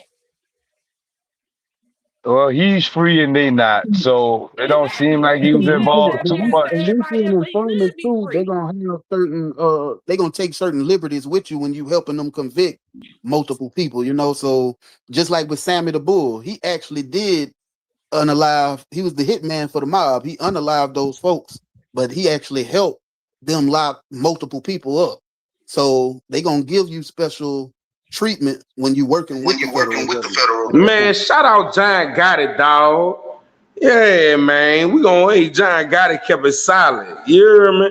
All the way to the finish, dog. Man, shout out John. Got some people locked up. He did some time because for the fact that he was in the street. And it was better for him to do some time so those folks could die off because they was gonna unalive him when he came outside before he came outside, just not. But White Boy Rick was never supposed to be the light of daylight. Right. So look, we're gonna talk about Rick and we're gonna talk about Sammy. Man, what about Big Meats, dog? I mean, since we brought it to this topic, you hear me? What about Big Meats? I mean, Big Meats did his own thing. He sat down for his own crimes too. Nah, I'm talking about when he came out of jail, what they were saying. I mean, I think that's rumor. I think 50 Cent is known for being a troll, and you know, if his name ain't on no paperwork, and even if he did do what they say he did, and his name not on paperwork, let the man live. I think he served his time. Yeah, because it was definitely been split by now. Cause it's still a lot of yeah, that's what I think. Big Meech was too big to say that he really did that and nobody. And then what was the dude name? Loopy. Man, the dude that they said it happened with. Yeah, That he had the dude he had told on, they say he told on. Man, I don't know, but I I don't know they remember, say but I don't know, but I know they say they got a person in jail right now. BMF is still active out here. BMF is hold on, what you mean?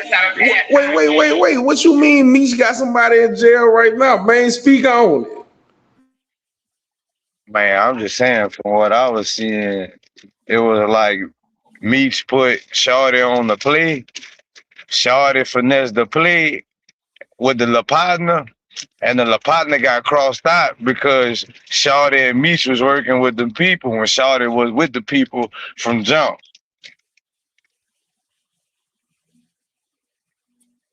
Yeah, I don't So she was undercover and finesse Meech. No, she was undercover finessing for Meech. That what you saying? Basically, like that's how it panned out. Cause dude that she was dealing with dude first. She introduced dude to Meech. But Meech called his time and they started dealings because the same lady I'm talking about, you can Google it if you want. The lady I'm talking about was the lady he signed the BMF rights over to. That's the lady that threw the double cross in the investigation and got old bar swapped out for Meech. From allegedly, Nah, from I what heard I'm that part. seeing. That's the info that 50 drop. Yeah, I heard that. That's the info 50 drop. Yeah. But even if So that was yeah. true, somebody would be on his head right now because BMF is still alive and popping around here. Only thing you see on TV about BMF is the shit they used to do back in the day. BMF is still alive and popping around here. Trust me, I tell you. Hey, well, Well, maybe look, we while we talking on this about. topic, you hear me? All right, while we on this topic, what about Thug, dog? I'ma say, yeah, Thug is a rat, dog. I don't know too much about him. Red, But him 6ix9ine. talking about his friends behind their back or whatever, that's kind of slimy. But I wouldn't say he was a rat. He did mention Wayne's name when he was getting interrogated and all that, but he kind of owned up to maybe he was wrong. You know, he probably shouldn't have said nothing. But I think it's the fact of how hard he riding against Gunna that have people looking at him in the light they looking at him at. Man, y'all can't justify them whole like activities. If Boosie a rat, Gucci a rat, Thug a rat. In that order. Yeah, I'm a stand beside him on that one. Thug is a RAT, no exception, dog. A big old, hey, boy, for you to sit down in an interrogation room and talk to that boy. No, listen, for Thug to sit down in the interrogation room and talk to them people for as long as he did, get the people his number, then say some stuff like, oh, I was just trying to get with the female. Boy, you was a rat, boy. You told them people you would tell them whatever they wanted to know, long as they ain't let the people know. Stop playing, boy. Yeah, you're that boy a rat. That's the bottom line. My bottom line. I stand in front of him with that. At the end of the day, a rat's supposed to get somebody locked up. So who in jail because of Thug? That We don't know. He told the police long as they don't tell nobody. Right, but that's what I'm saying. So who he got locked up though? I mean, you can always find out. It's called a Freedom of Information Act. What you mean who he got locked up? It's niggas that got life sentences out of it. I mean, you can always find out who he was associated with his case. It's called a Freedom of Information Act. I could have sworn what's old boy he was beefing with? They got cool afterwards. I could have sworn everybody. Yeah, Lucci. I could have sworn everybody got out of jail. The main faces, but they got a lot of foot soldiers in this war. I wouldn't say Boosie not right. Boosie move around too freely. Boosie move around too fucking freely. Like he don't walk fucking free. Man, look, we don't know yet. If Gucci go to court on Pooh Shiesty, he a rat. That bottom line. They got other. Listen, I'm gonna tell you why. No, hold on, y'all talking about Gucci or somebody else? No, I said Boosie. I don't think No, I Boosie said a Boosie. I don't think Boosie a rapper. Oh, Boosie, nah. I mean, nah. Boosie's doing what a businessman to do. It's just the stigma from who he used to be following him right now, and all the interviews he did calling people a rat. That's all it And is. because of what he's doing right now with his money. He's taking his money and investing it in his family. He invested in it, making it so they can have land and something they can have after he gone. And white folks don't like that shit. When you're not doing dumb shit with your money, they don't like that shit. Like that boy been building up his land. He been getting land, building up houses to his family. He making shit right for his family. They don't like that kind of shit. They don't like that kind of shit. Real talk, man. Shout out Boosie, man. All right, so look, let's move forward a little bit. Man, what about the streamers beefing, man? Kai Cenat rejected some people from streaming university, turned into an online rap battle. DDG made a diss song, Mike STFU. Mike made a song, I Hate Super Senior, dissing DDG. Funny Mike teamed up with Rakai. They did like a 48-hour song. Like they teamed up on a stream. Then Kai Cenat dropped the EBK diss, man. Everybody thought it was AI. You heard me? What y'all think about that? My boy, sir. You don't like it? He is from Pontiac. He from Pontiac, Michigan. That nigga soft as hell. He couldn't even keep his woman. You couldn't even keep the girl that played Ariel in the Under the Sea shit. Come on now. Your baby mama. You couldn't even keep her together. And then Kai Cenat, he act like he battling with Napoleon complex and his sexuality because he was fooling with Ray J and they was doing some fruity shit, taking showers together. And then what's the other dude's name? Hold on, which one? Which one? Funny Mike. Funny Mike. Man, look, hey, I rock with 22 Savage, dog. Yeah, Funny Mike fucking up his whole family. Like, you got a good young girl who you done had babies with. You had this whole family persona with, and now you out here trying to be one of these niggas in the street. Like, if you was a street nigga, like, you trying to go back to being a street nigga. You trying to revert back to some shit like you in a midlife crisis. Like, come on. That shit childish. I don't know, because I feel like Nah, I don't know. he was just so childish as him. Yeah, I agree. That's what I was about to say. Like, I speak on that like one of them Louisiana relationships, dog. You never know how that shit going for real. I swear to God, you can't call it. So you can't really say who in the wrong and what's going on. Man, that's two Louisiana-born people. I would rather keep that private than to have that in public eye when you been doing nothing but family shit. You got all your kids with this girl. You know what I'm saying? So I agree, but like that. Well, just because you got kids with a person don't mean you can't go bad. And it leads to your kids being attacked. It leads to them being in a forefront. I agree, but I think the only reason it's so public is because like the way that they family structure, like they family structure behind like them being on camera. So I think that's the only reason it's so public. But I agree, it should be private. No, you can't be private when we agreed to do this and accept these people in our life together. Now, just because they drew a wedge between them folks, that's what they allow. At the same time, that comes like this sort of thing where the man's supposed to come in and he's supposed to dictate what's going on with his family. His family, right. If that's important to that man, every man is not family. But that's not the case, love. That's like saying this. That's not the case. That's like saying that's important to this and that is important to every woman. You can't put everybody in the same category because everybody don't have the same mindset. At the end of the day, a man like me is family oriented. My family will come first before the public eye. A person like that, he might have been done with that relationship. She might have been done with that relationship. What's behind the scenes is not shown. Even still, what was going on with them fighting and all this other stuff, should not have been in a public eye like that.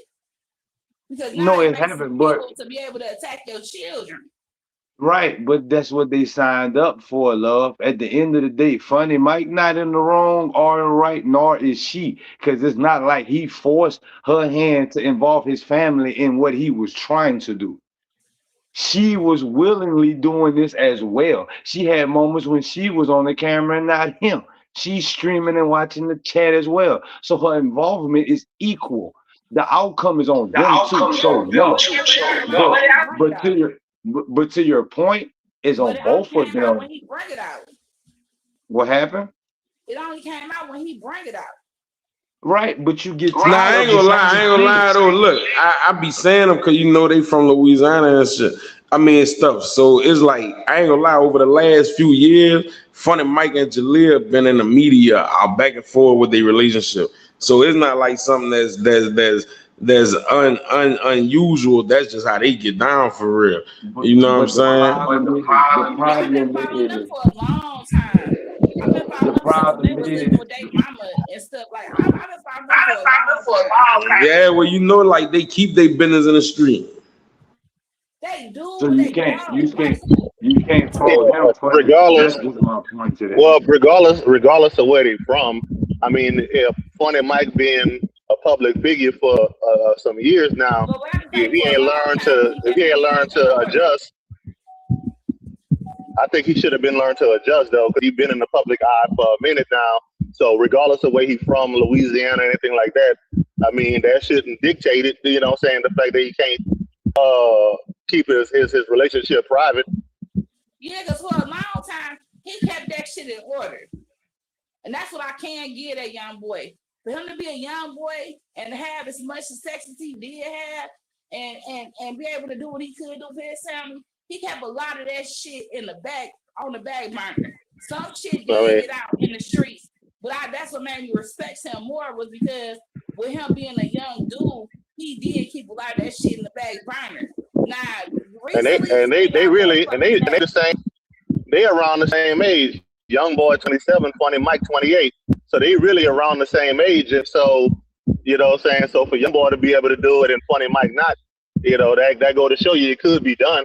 You know what I'm saying? Like he got so Where many young boy celebrities who keep going? it, young boy, I feel like young boy like should keeping have been his out here relationship longer private and keep it in than the Mike check. has. Man, young boy got 99 baby mamas. You can't put Funny Mike and young boy in the same, yeah. Hell no, because young boy shit been out All here. right, he got all the mamas. We only know like one or two of them. Huh? He got a lot of baby mamas, but we only know like one or two. Only person I know about that young boy life is Mayweather's daughter. Other than that, I don't even know who his other baby mamas is. I just see His him with the first baby kids. mama was the girl. What was her name? Her name was something like Jalea or something. That was the Yeah, first baby mama. no, that wasn't the first. Janelle, you talking about Janelle? Janelle was just with man, she was just with that ball player, but I don't think they could get it. The Jonte Murray, yeah. But I remember they was first together and he was getting with all these little hoes, and that's when they started talking about he had herpes and all that shit. He was giving all them girls herpes and shit. Nah, him and So Funny you Mike gonna is blame? not So, the same. That's when that boy was drawing symbols in the sand, yeah. Man, y'all cannot blame that man for them women accepting those herpes. I think it's stupid on both of their parts. It very much Because it's is so. stupid I to spread agree, that shit. And it's stupid to but let I'm other just people saying. who know got that shit. I'm just saying you can't just Hey, all right, hold on. Wait, we going a little bit off. Hey, hold up, because in this scenario right here, it was publicly known that he had that particular disease. So for a woman to free willingly say, "I'm gonna go and deal with that," and It that's wasn't known until really, after like 2 or 3 of them baby mamas. huh? It wasn't known until after two or three of them baby mamas. It But been even known by the still, world. It been known by the world he had herpes since Janelle. for him to be out here spreading that shit, they both wrong. Them girls I and him. agree. I agree. I just don't like it when one person get majority of the fault when it takes two to tangle. That's my only argument. All right. Hey, look, hold on. But look, I did want to ask this question also about the streaming, right? Do we think that streaming is the second is now people's second job, you hear me? Or is it some people primary job? Like, you know, streaming is a new streaming is at a new height in life, dog. So, you know, what y'all think about that? I think streaming takes character and personality. If you got the character and the personality, it could be your first job. It depends I on your believe. numbers. I think. If you make I think it enough is to the take care of second. yourself, it could be your first job. But if not, Yeah, you know, it could be a side hustle. It depends on how much money you're making from it. exactly. I think a lot of them they might start it off as a little side hustle, but then once it start picking up, they quit their day job and streaming become the main hustle. But I think that's where they make their mistake at, because you always supposed to have more than one stream of income coming in. Supposed to have more than 2 or 3 streams of income coming in, actually. But Streaming is the new rapper.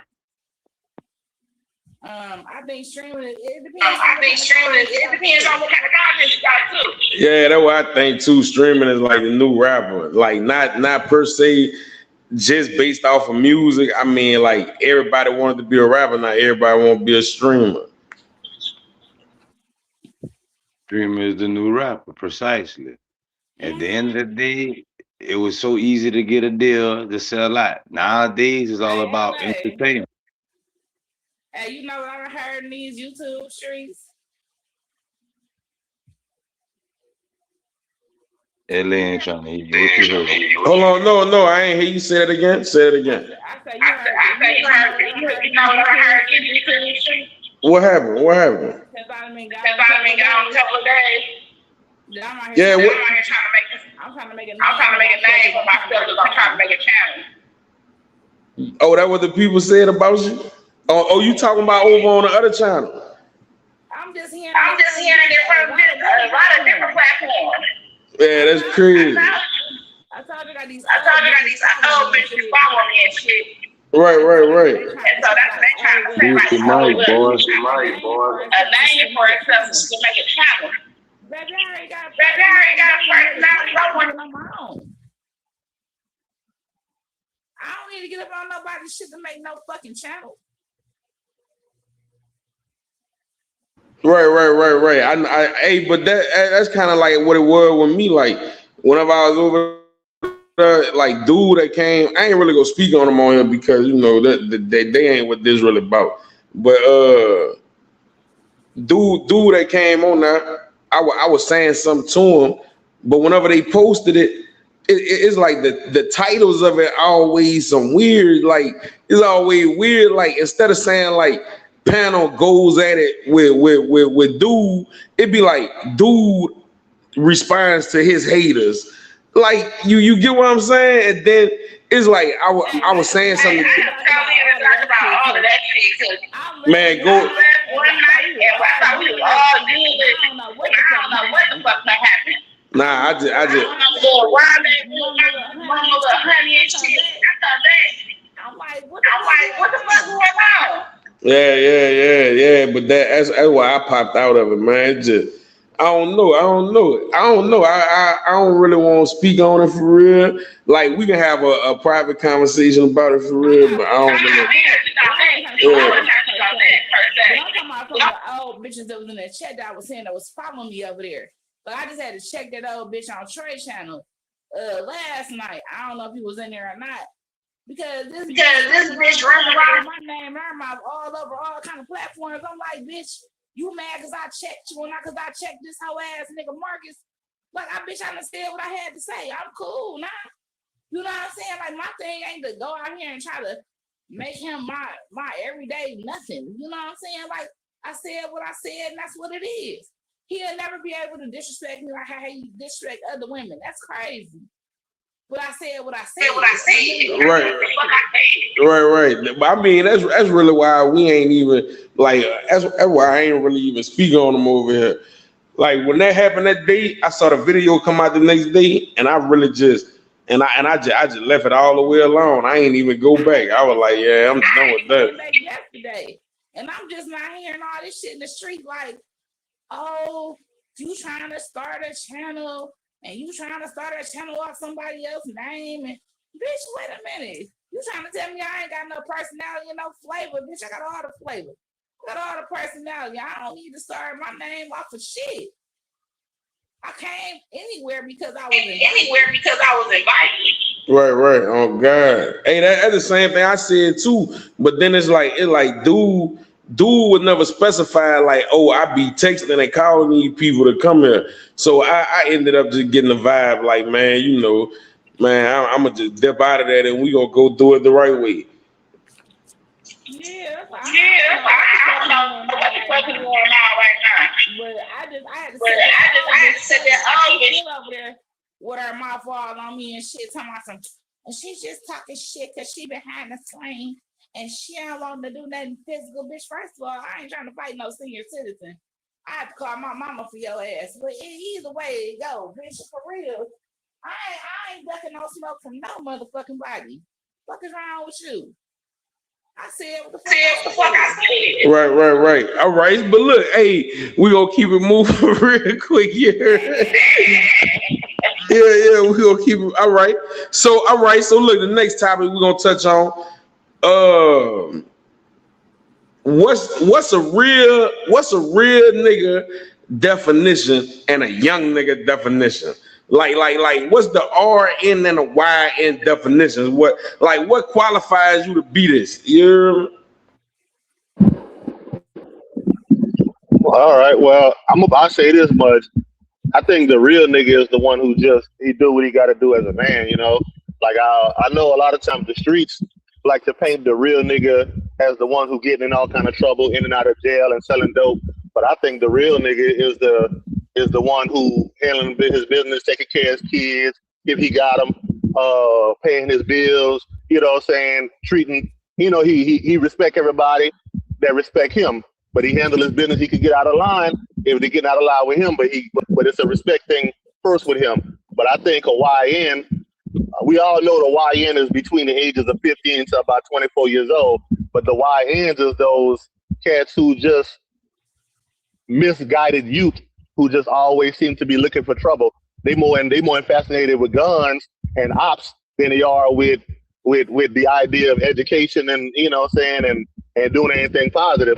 Because, I mean, back in the day, think about back in the day when we was 13, 14, 15 years old, and we say some shit, we might meet up with each other with our partners, and we'd be like, hey, bro, where the hoes at? Nowadays, you get a YN will literally walk up to you, he like my little partner up the road. When I pick him up, you get in the car, he'd be like, what's up, cuz? What are ops? And I'm like, what are ops? Like, why would you, like, bro, I'm 39. Why would I have ops? I don't know the ops, what ops is. You know what I'm saying? So I think the YNs is those cats who just that's the misguided youngsters within a certain age group. You know what I'm saying? I agree with that. That's kind of what I was gonna say. I agree with the misguided part. I definitely agree. As far as the real man, I mean, I can agree with your concept on what a real man is or a real nigga. But I feel personally they don't exist because the goalposts move every time we critique the ideal of what he's supposed to be. Well, I think So I the my goalposts bad. move depend. Hey, don't forget to mute with somebody else talking so we can have clear audio. Yeah. I think the goalpost it moves depending on what somebody else is looking for it, because you got to think somebody might if somebody say, hey, you know, saying I'm short $30, $40, $50 or whatever, and you just offer it to them, they might call you a real nigga for that because you was cool enough to look out for them. But does that make you next week when you don't do what they want you to do, all of a sudden now they looking at you like you so say a fake nigga or something. So it's like people move the goalposts for what they want it to be. You know what I'm saying? What they can, you know. So I mean, but if you don't let nobody take advantage of you in that kind of way, Shit, and that itself is a real nigga. Okay, so I Oh, think yeah, dear. that a real one is one that's out here being a pillar in their community, someone that's being a mentor to the youth that's in the community. I think there's somebody that's being active in their community, trying to make a difference in what they see and what's around their children. I think that a real man's voice should be more than just at the end of their porch. You know what I'm saying? It shouldn't just stop at your porch. And I think whatever these YNs are, they are misguided, but I don't think they're looking for just negativity. I think that they want somebody they can talk to. I think they want a male mentor or somebody they can go to where they can learn something from. I think they have a lot of energy that they want to exert in a positive way, but they have no way to exert it in a positive way. And I think that a lot of men take that and use it against them because of the circumstances they probably have been brought up in, just said they a lost cause without even giving them a chance to even be heard or giving them a chance to even be, because a lot of them just want a real conversation and really want to learn something. They're not necessarily looking for something negative to do.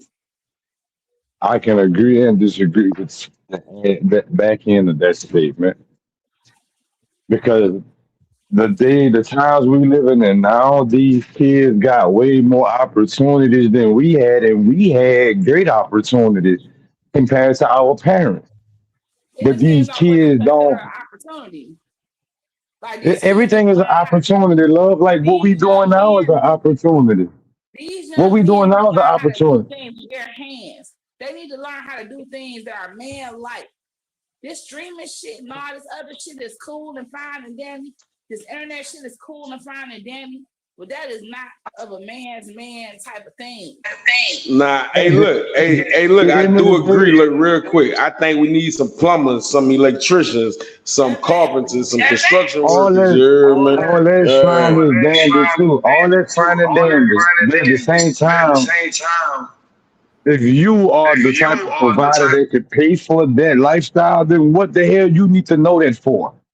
If I'm a man that can make the amount of money to pay you for working on my toilet because that's your passion or your job, what the hell I need to possess that knowledge for? But you No, making I feel money. like I'm talking about in general, in a broad generalization. We need more Man, young, not just black, but every person to want to come up instead of having 14 million 17-year-olds that want to be rappers or streamers.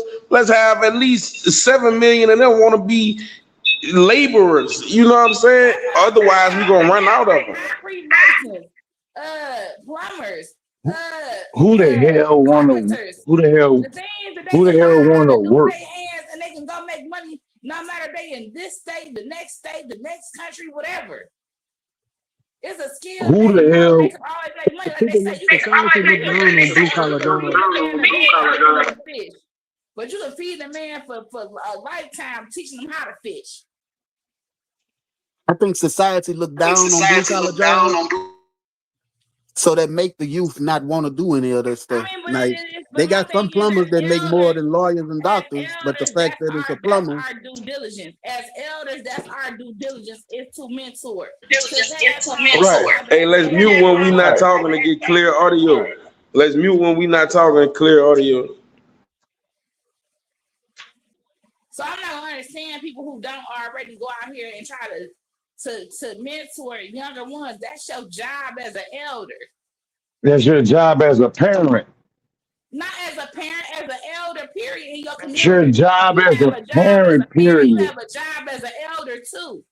If these parents had their child and their house in order, other parents wouldn't have to put another child in order because it starts at home.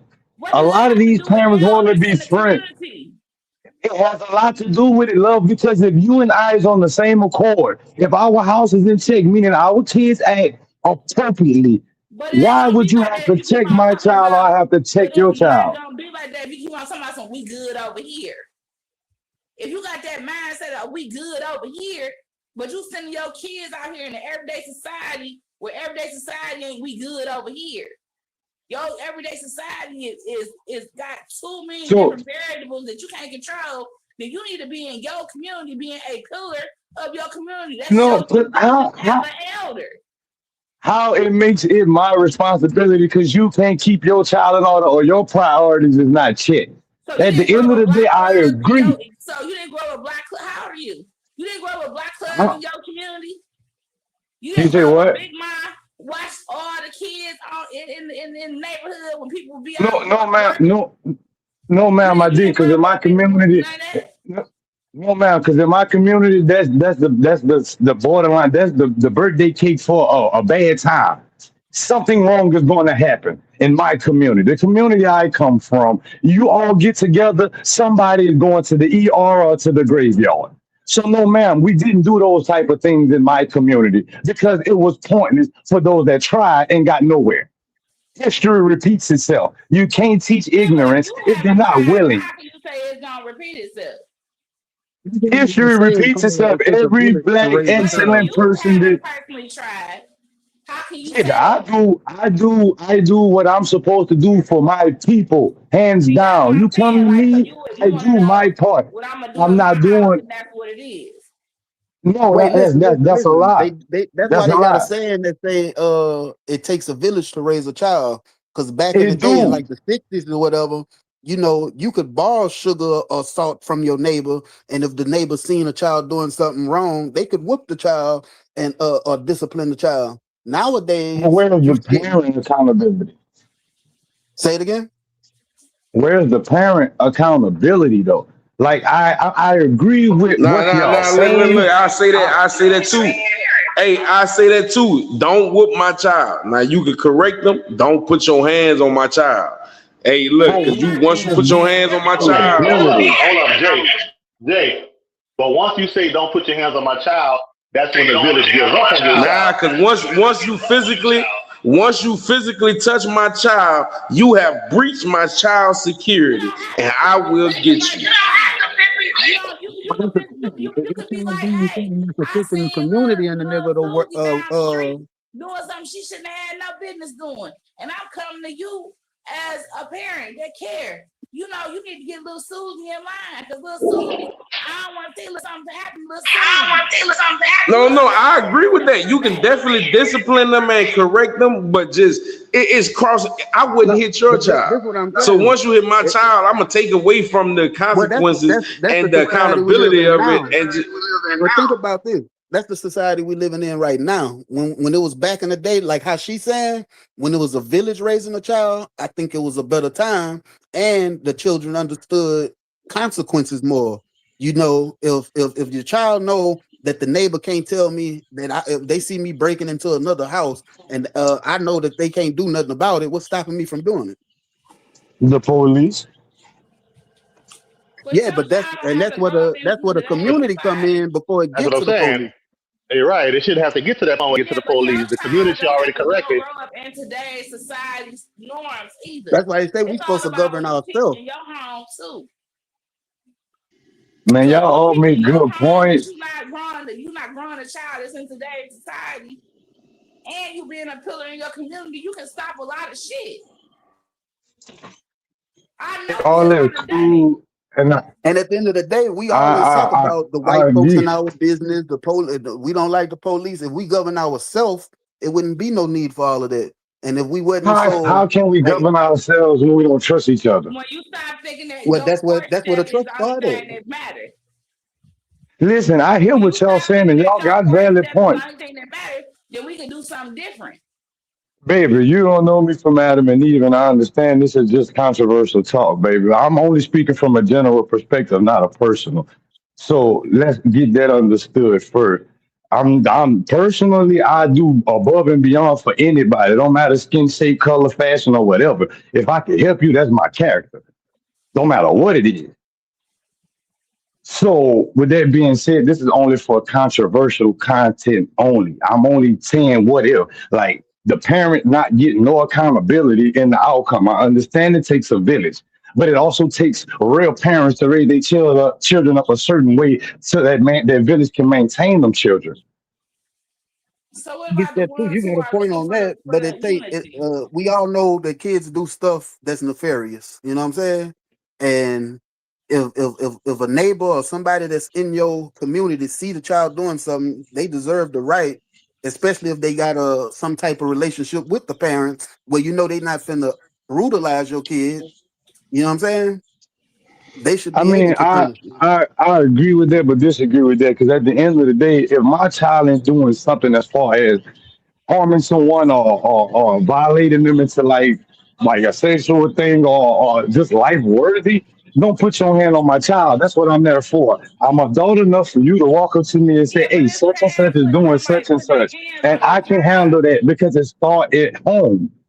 It But it's starts at past home. it's past putting your child it's past putting somebody putting their hands on your child, and it's past somebody putting just being at home. There are other homes that are looking for pillars in their communities where they can find some type of unity, so they will have open conversations, so they can make better communities. That's what I'm saying. So when you shut And down those conversations without even being open to them, that's why we don't have those dialogues. all I'm saying is the parents got accountability in this too. It's I'm not not about the saying you parent are not having wrong. accountability in it. Yeah, yeah. The parent That's got not, but that accountability, but that the that parent is not. The parent got accountability, but the parent is not everywhere at every time. The child can do something while up the street where the parent is not around, or something at true, school or whatever. true, true. If somebody tells their child, hey, chill out, don't do whatever. We trying to get it to the point where the police don't have to get involved. Because imagine we are True. neighbors. I Exactly. tell you, True. I tell your child something, you get mad at me. Next time, I'm not gonna tell your child anything, and now the police gonna get to them when I could have just stopped it before it got to the police.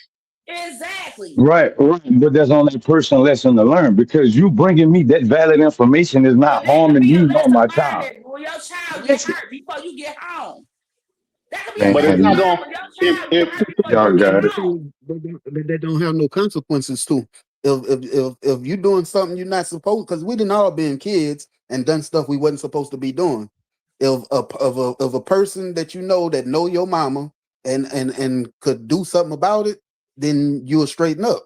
You know what I'm saying? It is not about doing something about it. You Look, didn't I have to got put my her a hands story on me for you. because of how my parents was. Look, You know what I'm I saying? got a All story you had for to you. do is say, I'm gonna tell my daddy. I took some kids out skating, right? This was during the winter time. I took them to a big skating rink, right? And I took these kids. There was some kids of one of my blood female friend kids and her sister kids.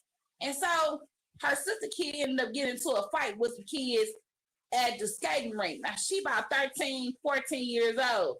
So she kind of bigger. She ain't no little kid. So when they send the police up to the skating rink, they're not sending no police up there to ask them what's going on. They send them up there to fuck them up, mess them up through. You understand me? So had I not snatched her daughter up and had control of her daughter, they would have took her daughter and threw her face all up in the motherfucking snow and beat her ass in the goddamn snow. If I wouldn't have showed them, hey, I got her. She cool. You know what I'm saying? I'm about to take her to this parking lot, take her to this car, we about to go. Now, mind you, the daughter was trying to fight me all the way to the fucking car. But it's better for you Right, trying to right. fight me versus fighting them, because they're going to break your But motherfucking jaw. right, but why her mama couldn't teach her how to act in public is my point. But Is what my I'm point. Why it saying takes is, you? Why it what I'm takes you when her saying is, mama could have showed her though? but what I'm saying is, it was better for that to happen than for her to have to go through the heartbreak of seeing her daughter fucked up.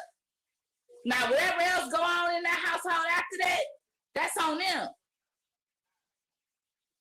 And then we got to understand that everybody is not perfect. So every parent is might not have the responsibility of a parent. And even though So, she but had if, the if attitude about it, snatched her daughter up by her hood and snatched her ass all up in the parking lot, she appreciated that I snatched her ass up in that parking lot and she had to go get her child from the motherfucking county hospital because she done got her jaw broke. Hey, let's watch the language a little bit. Let's watch the language a little bit, Okay, Jesse. I'm sorry. But she appreciated her daughter not being in the county hospital with her jaw broke and having to pick her up from there. Yeah, see, I agree with Okay, that okay, point. okay. I think as a community we need to do better as unifying. And like I say, if you got a rapport with the person that's punishing your child, you know that they're not hurting your child. Like it's the difference between, brutalizing them versus consequences and punishment, you know? Yeah, hey, Man, look whenever here. I was a All kid, I'm gonna bro, say me and about this. LA, shit, the school we went to, where the teachers would whoop us. Right, Yeah, Facts. right. that's how But we at the grew up. same time, Oh God, you'll go get that paddle. Yes, Lord. Yeah. but at the same time, y'all knew how to act though. They was only correcting y'all because they knew y'all had those manners from home. Right, but Y'all I'm wasn't saying the is same niggas at the if house if though you in that y'all a chose to be in neglected home, public. but let's say you in a neglected home where the parents not parents, at least the That's community can galvanize oh to my. make you a better person before the Oh the police hell get they can't. No, they can't. We can try. I can agree with that, but we can't. You can't guide a kid that don't want to be guided. You can't help someone that don't want to be helped. No matter what you do. Yeah, but you The still kids talking about these the days, obvious though. man, when Every you kid, talking about the every kid hypothetical don't want to be though, helped. the hell, like these kids, you But can it's sit a not child every down and kid tell don't want them, to be helped. man, it's a thousand, all of us that ever existed in life that got the blueprint on what and what not to do when you motherfucking make it in your next phase in life. Yeah, we all do what Yeah, we but they want to do, also used and to we're gonna have learn till social. we learn. They also used to have. I They used to also used to have have Language, counselors. language. Now they got social workers in school. You kids don't even have counselors to go talk to no more. They used to have peer That mediators in school. They don't even have maybe peer these mediators no more. parents Maybe these parents of the world need to get their priorities together so those kids that don't have nobody have their parents, the Okay, people but that brought outside them of here. having their parents, they should have somebody else. There's too many elders in the community for them not to have That's not elders how too. that's not how it always worked, baby. Some of us That was raised is by our always. That's grannies why and it's a our village. parents. It takes a village to raise a kid. That's where that It proverb takes comes it from. takes it takes a village to raise the kids, but it takes real adults to really be parents. That's all I'm saying. These All right, hold parent on, wait, teachers, wait, wait. So based off of this conversation, all right, it takes a village to raise a kid, bet. But I also feel like it takes a man to raise a boy, and it takes a woman to raise a girl. I don't feel like a woman can raise a man, and I don't feel like a man can raise a girl the proper way. Not at all. if you got unity in the community, then if the parents not doing their job, the community can step up That's and right. make sure the kids is on the right now. That's all And right. right, what okay, happens so, is so if the It's parents feel like what y'all saying, like don't touch my kid or whatever, we get what we got now. right, but at also the same, go having ahead. both Go mother, ahead. having both mom and dad add structure. So even though you may say that one gender could only raise that same gender, it does add structure because mom is nurturing as a caregiver and dad is more of the disciplinary and and keep things in order. So Right. when a lot of times when dad is absent or mom is absent, it does cause that child to go out and try to fill a void, that they was missing from either mom or dad in And their that's life. where mentors and Right. It takes elders are both. supposed to come in at. Hey, Well, I ain't mute having when none. you're not talking, when you're not speaking, mute, clear audio. Yeah, and that's where Right. mentors and elders are supposed to come in at. Right. I agree with that. It take both genders, and I like I say, what you were saying when you say a mother could only raise a girl. A lot of mothers teach their sons as well. It take both. I feel, the father's there to enforce the mother's teachings. No, no, look, I agree. But when I mean specifically when I say that, a woman cannot teach a boy how to be a man. A man cannot teach a girl how to ultimately be a woman. So at the end of the day, a boy can grow up and be a man without his mother being there. But a boy cannot grow up and be an actual man without his father being there. He could. There is a possibility if he have strong male figures in his life still, or if he have at least one male figure, that at least would give him the blueprint of what a man is. But a girl, a man cannot teach a girl how to be a woman. She'll end up being more masculine, or she'll be more hard to the world than an actual woman is. You get what I'm saying? Not exactly. Well, hey, well, look, inform me, turn me up. There's a great chance. There's a great chance that if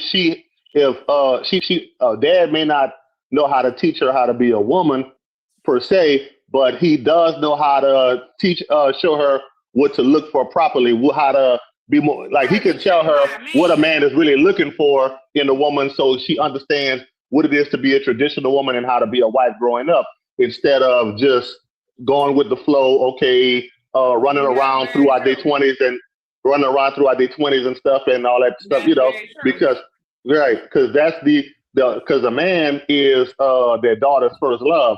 So it is important for the man to still be there. That's why when they get married, they say, who gives this woman away? The man gives the woman away to another man who he feels is worthy of having his daughter under his care. So I mean, so it is still important for a man to be in his daughter's life, the same way it's still important for a woman to be in her son's life, because her son, think about how many men who deal with mental health and stuff, when he goes to his mom is more nurturing. His mom is more willing to allow him to cry on her shoulder and everything. So they still both need both parents. Now when a man hits puberty, okay, around 12, 13, he's looking for that masculinity is kicking in and everything, and he doesn't. The man he's trying to be.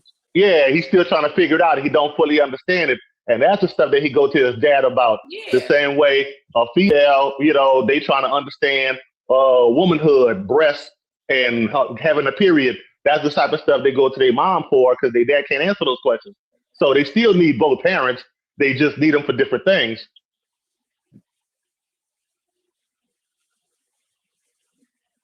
But when I say be a mentor and a pillar of community, that's not just for men. That's for women too. Men and women are supposed to be mentors and pillars in their community. They're supposed to share the knowledge that they have to the younger ones in their community. That's our due diligence. That's what we're supposed to do. Now I agree. I just feel like, like with the boy, like you said, ultimately he need a male figure, and with the girl, ultimately they both need the opposite, right? Like boys need their mothers, girls need their fathers. You hear me? I just think at some point, I say I can't say ultimately they need both. Yeah, that's what I mean. But I mean, at the end of the day, without the girl having a mother and the boy having a father, it's still a lack of guidance there. That's what I mean. Like they do need both, but I mean well, hey, look, that's just my opinion. No, that's real. How many of them do it take to make the child? That's what's supposed to happen. You're supposed to have your mentors and pillars in your community to go to. Your elders to go to.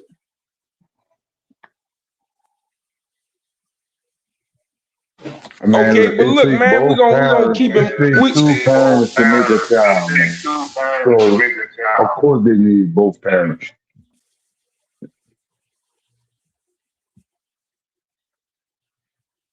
Okay, man. Well, look, we're gonna keep it moving, man. We're gonna touch on this sports betting real quick. We'll definitely come back to that conversation one day, but we're gonna touch on sports betting, man. So the NCAA got like a sports recent scandal.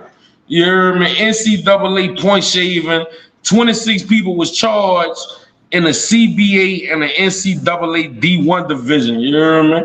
The NFL got a gambling suspension. Ryan Gold violated gambling policy. Man, what y'all think about that? Man, it's crazy that you would risk millions. They had one of them players that lost a $42 million contract over a couple $100,000. So it's kind of crazy. To be honest, I really can't be too surprised, because at the end of the day, I mean, even though sports is supposed to be, athletic competition, when it's all said and done, we all know there is some shady shit that's involved in it, just to make sure that the right, like to make sure the money is coming in. You know, like we all know who's who's the face of every sport, every league, every level of of that particular sport. If they know who the face is and everything, then they know they're gonna lose money if that face is not represented the right way in places like the NCAA, Final Four, Super Bowl, World Cup, NBA Finals, stuff like that. They understand that. So this always been a part of sports. They just don't always get caught because the big dogs know what to do to cover it up. So this WCA, so this is college, right? Yeah, that's college. The NCAA, that's college. They only made it legal so they could legally bet on these folks. They've been doing this from the beginning of time, betting on these players. That's why you got these white coaches moving these black players into their homes and adopting them and this, that, and the third, because they've been betting on them already secretly before it became even legal. So now it's becoming a scandal. It's just what's already been going on. They've been Not to mention they just now started paying college players to play football, but you know how many millions them colleges was making off the back of them, and some of them couldn't even accept a hamburger from a coach or something, and they making the school millions of dollars a year. Yeah, and that's what I'm saying. So they've been doing this. This is only now where it was legal so they can tax it, so they can make some money off. You know, the government can make some money off of it. But they've been doing this when they moving them kids in with them white coaches. They adopting them and all this, that, and the third, and getting them with all these white women and all this return. The blind side. Yeah, they've been doing this. It's just what's been already going on. And I just feel like a lot of these black players need to go play for black colleges. Stop playing for these white colleges. I think it's only coming to the forefront now because the fact that social media and all these different, platforms and everything is like it's hard to hide stuff as much as you could have hid it back in the early 2000s or 90s or 80s or whatever different decades before this. But it's always been a thing. Sometimes it's before college. Sometimes it started as early as high school. It started as early as high school for sure. For sure, because they were scouting in high school. They were scouting in middle school, high school for black players. They I think LeBron was the last one to where the players had to take a college class to go to the NBA, because they used to go straight from high school to the NBA. They using the G League now. So right now, some of them decide they're not going to deal with college. They're going to go to the G League because the G League you can get in at like 16, 17, 18. So a lot of them is doing that where they can try to get a check, right away. But it still don't change the fact of what's going on with college players and some of the high school players. LeBron, I don't think LeBron was the last one because LeBron was drafted in 2003. So he definitely wasn't the last one. It happened between 2003 and now. Yeah, what's the crazy part about this is this goes back to almost slavery times where it was arena sports. You get what I'm saying? They ain't doing nothing but just the same thing they've been doing forever, using us as entertainment and betting on us as arena gladiator sports. That's why I want to see more black boys getting into baseball, getting into swimming, getting into golf. Because those sports pay you a lot more money with a lot less injury, and you have a lot more time to play and make money.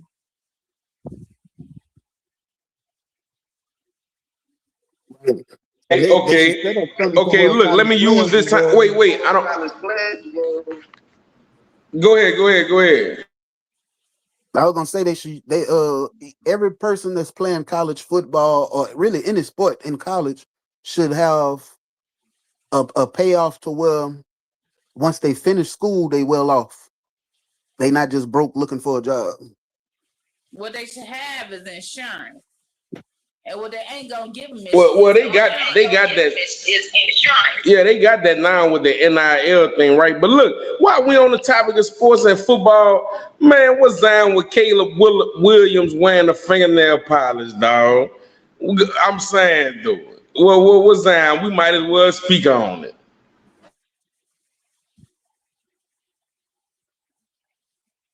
You talking about the cover? Don't of the get new cover quiet of Madden? now. You talking about the new cover of the Yeah, Madden? the Madden NFL. Yeah, don't get quiet now, man. Tap in. Yeah. I mean, I don't I think mean, nothing it's of it hard because not to everybody was. get quiet. I think it's a product of his time and the influence that's of today. But it's hard not to speak on it. It's hard to speak on it because I know a lot of people look at it like as if it's kind of suspect. But anything you say about that particular community, can get you shut down, canceled, and all this other stuff. Now we don't got Well, endorsement look, deals to I'm gonna cancel. speak on it. I'm gonna speak on it. Then this is my opinion. I feel like, listen, man, it's cool for man, woman, dog, animal, cat, whatever you want to be in life. It's cool, but don't push it on the children, dog. Give every small child an opportunity to come into whatever senses they feel they want to be in their life. Don't ever push that on the children. Like by putting this, now listen to my view on it. By putting this on a Madden cover, you hear me? You is showing this to billions, well, millions, hundreds of millions of young little boys.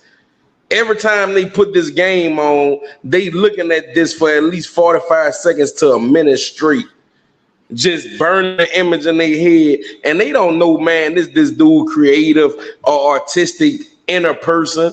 All they see is he got fingernail polish on like mommy. You hear me? So whenever they gonna be playing in their mother's fingernail polish the next couple of days, man, you influenced that. That was your doing.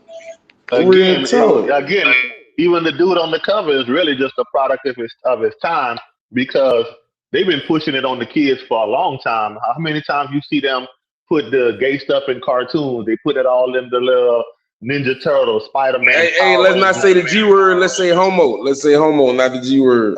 Okay. Well, they put the G stuff in all the cartoons and stuff, the Looney Tunes, the Spider-Man, the Transformers, the Power Rangers, all the cartoon, all the stuff that the kids was watching.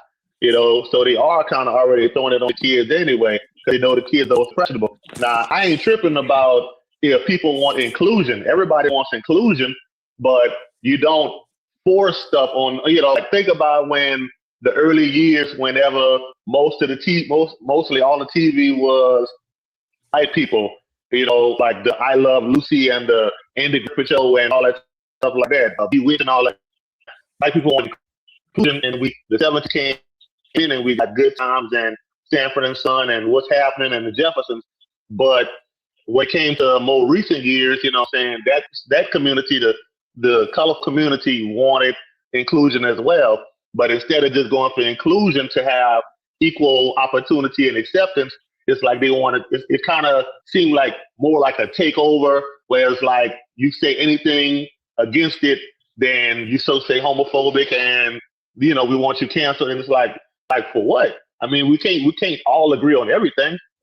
Okay, so that's where I agree with you on a lot of that, but this where I feel differently yet, because when the inclusion was going on, when it was just generally hitting white people homes, was in the 60s, the 70s, and the 80s, when they was it was 50s, 60s, and 50s, 60s, 70s, early 80s, when it was always this white thing about the gays, when you had all this Jane, not Jane Fonda, but who was the one white guy that was just doing the aerobics? So anyway, what I'm saying is, when it was a white thing and it was always this gay thing, it was something that was quiet. It was kept in the closet. Okay. When it became something, hey, let's not say the G word. Let's say homo, not the G word. Say same sex. Right. So when it became something more so in the Black community, then it was inclusion. You wrong for saying something against it, but it stopped us from populating. You get what I'm saying? It stops us from being able to populate as fast as other minorities. Correct. You're right. So no, it's I not agree. really You're right. about You know, inclusion. It's about they forcing it down your throat to make you think you wrong for saying something about it. Because when the Caucasians did it, it wasn't no problem. Hey, look, that's what I think too. I think like if they got homo rights, why we can't have straight rights? And I don't got nothing against the homo community. And you know, I'm only saying homo because I don't want to say nothing derogatory. And I don't have nothing against that community here. But it's like, man, if you could tell me, oh, my homo rights, you know what I'm saying? Why I can't be like, what is my straight rights? If you don't want to hear about my straight life, why I gotta hear about your homo life? Because Like, like this, when they started to introduce like my son, I wasn't able to homeschool both of my kids. My daughter is 25, my son is 21. But when I was able to homeschool my kids, it was my son. And it was in his 8th grade year because they were trying to introduce him into his, like when they did home ec with him, they wanted to do sex education with him. They wanted to introduce homosexuality, sexual activity. And I don't feel like that's a course that needs to be taught to my child in 8th grade. man, no, dog. So you saying that the school was trying to? So you say the school tried to introduce homosexuality to your son? Yes. Because they're supposed to be a part of this inclusion thing.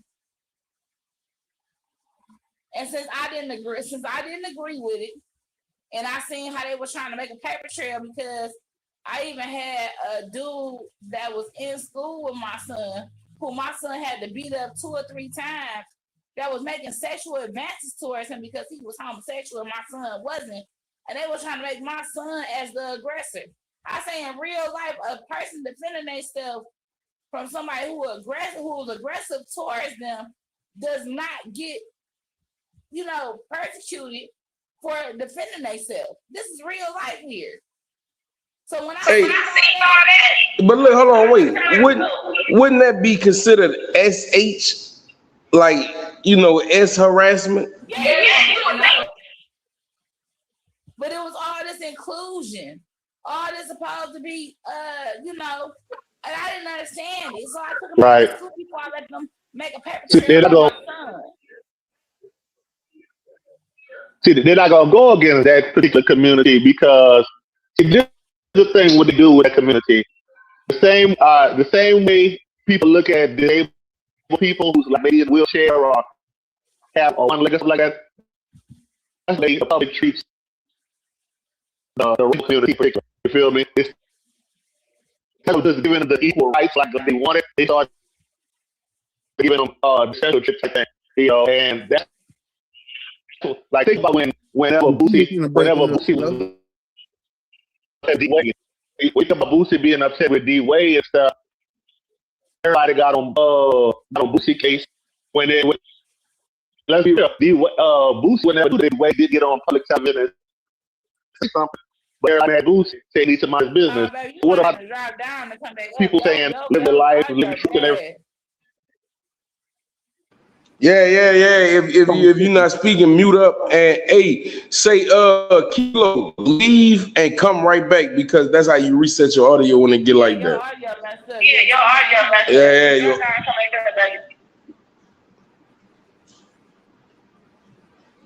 But yeah, that's how they try to play me, and you ain't about to make no paper trail on my baby. You know what I'm saying? My son at that time was already 6'2", 6'3". And y'all ain't about to be calling the police on my son. You know what I'm saying? So I took him out of school and I homeschooled him. Hey, Kilo, try to talk now. Say something now. Yeah, you can hear me? Yeah. Nah, leave and come back. Your audio is horrible right now. I think it just do that sometimes.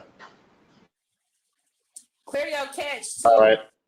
Maybe you need to clear your catch, too.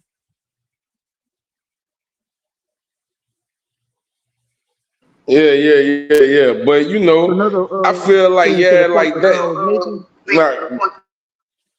To the point that y'all was making with the inclusion too, like how she was saying they use that as population control. you know, when Bill Cosby got on the air with A Different World, it influenced a lot of black people to start going to college, right? That's right. So if you push this color agenda, it's gonna influence kids to think that this the way to go, even though they might not necessarily believe that. They just got influenced to do that. Because it was shows like Bill Cosby, A Different World, even with Family Matters. You know what I'm saying? Like we was influenced to do different things, and it wasn't this type of agenda that they got going on. And so that's how I raised my kids up. Like I didn't raise my kids up in today's society, even though I was a young parent and I had my children in the society. I had my children. I raised my children old school, and couldn't nobody take that shit from me. Okay. Well, look, man, we almost running out of time, so we're gonna wrap up with the music. You know, man. Hey, what y'all think about the latest music that released? Usually we do like a movie review, but we're gonna do music tonight. Hey, I'm gonna shout out Drake, man, for Ice Man, and I want to shout out YK Niece for making a double XL freshman. You hear me? Rick Ross just dropped a new album too. Yeah, set in stone. Yeah, I'm digging Ross album and J. Cole The Fallout. Yeah, shout out J. Cole The Fallout. Yeah, I saw that too. Ross set in stone do look hard. I never listened though. Right. Oh, I almost forgot, man. My dog Juvenile back.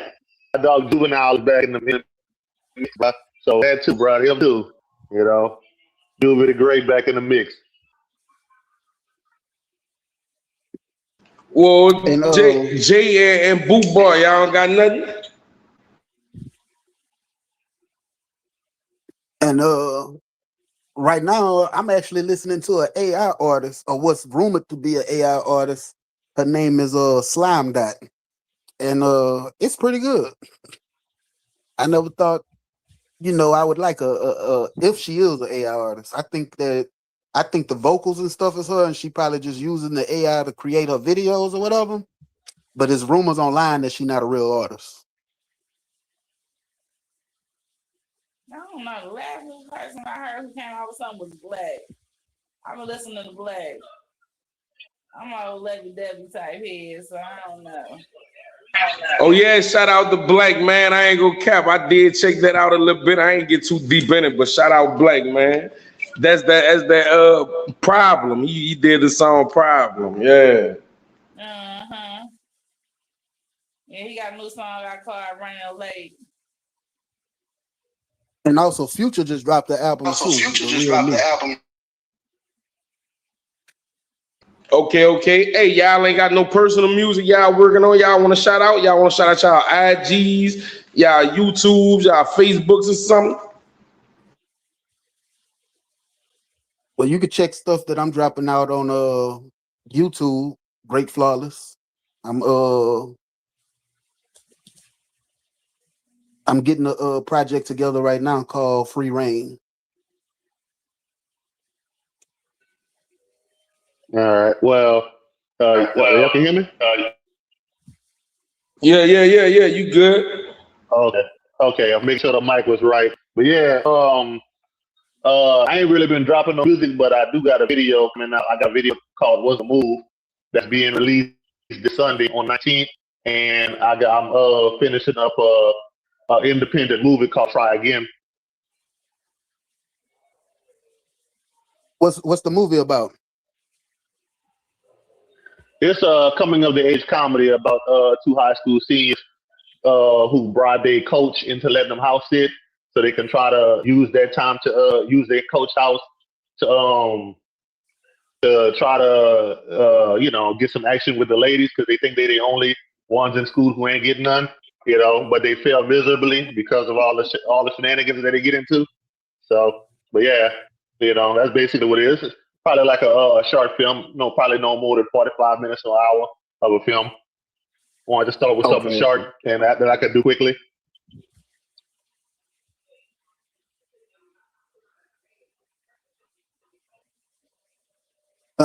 When you gonna be releasing it at? Like once it's done, where people can watch it? I'm gonna do an opening.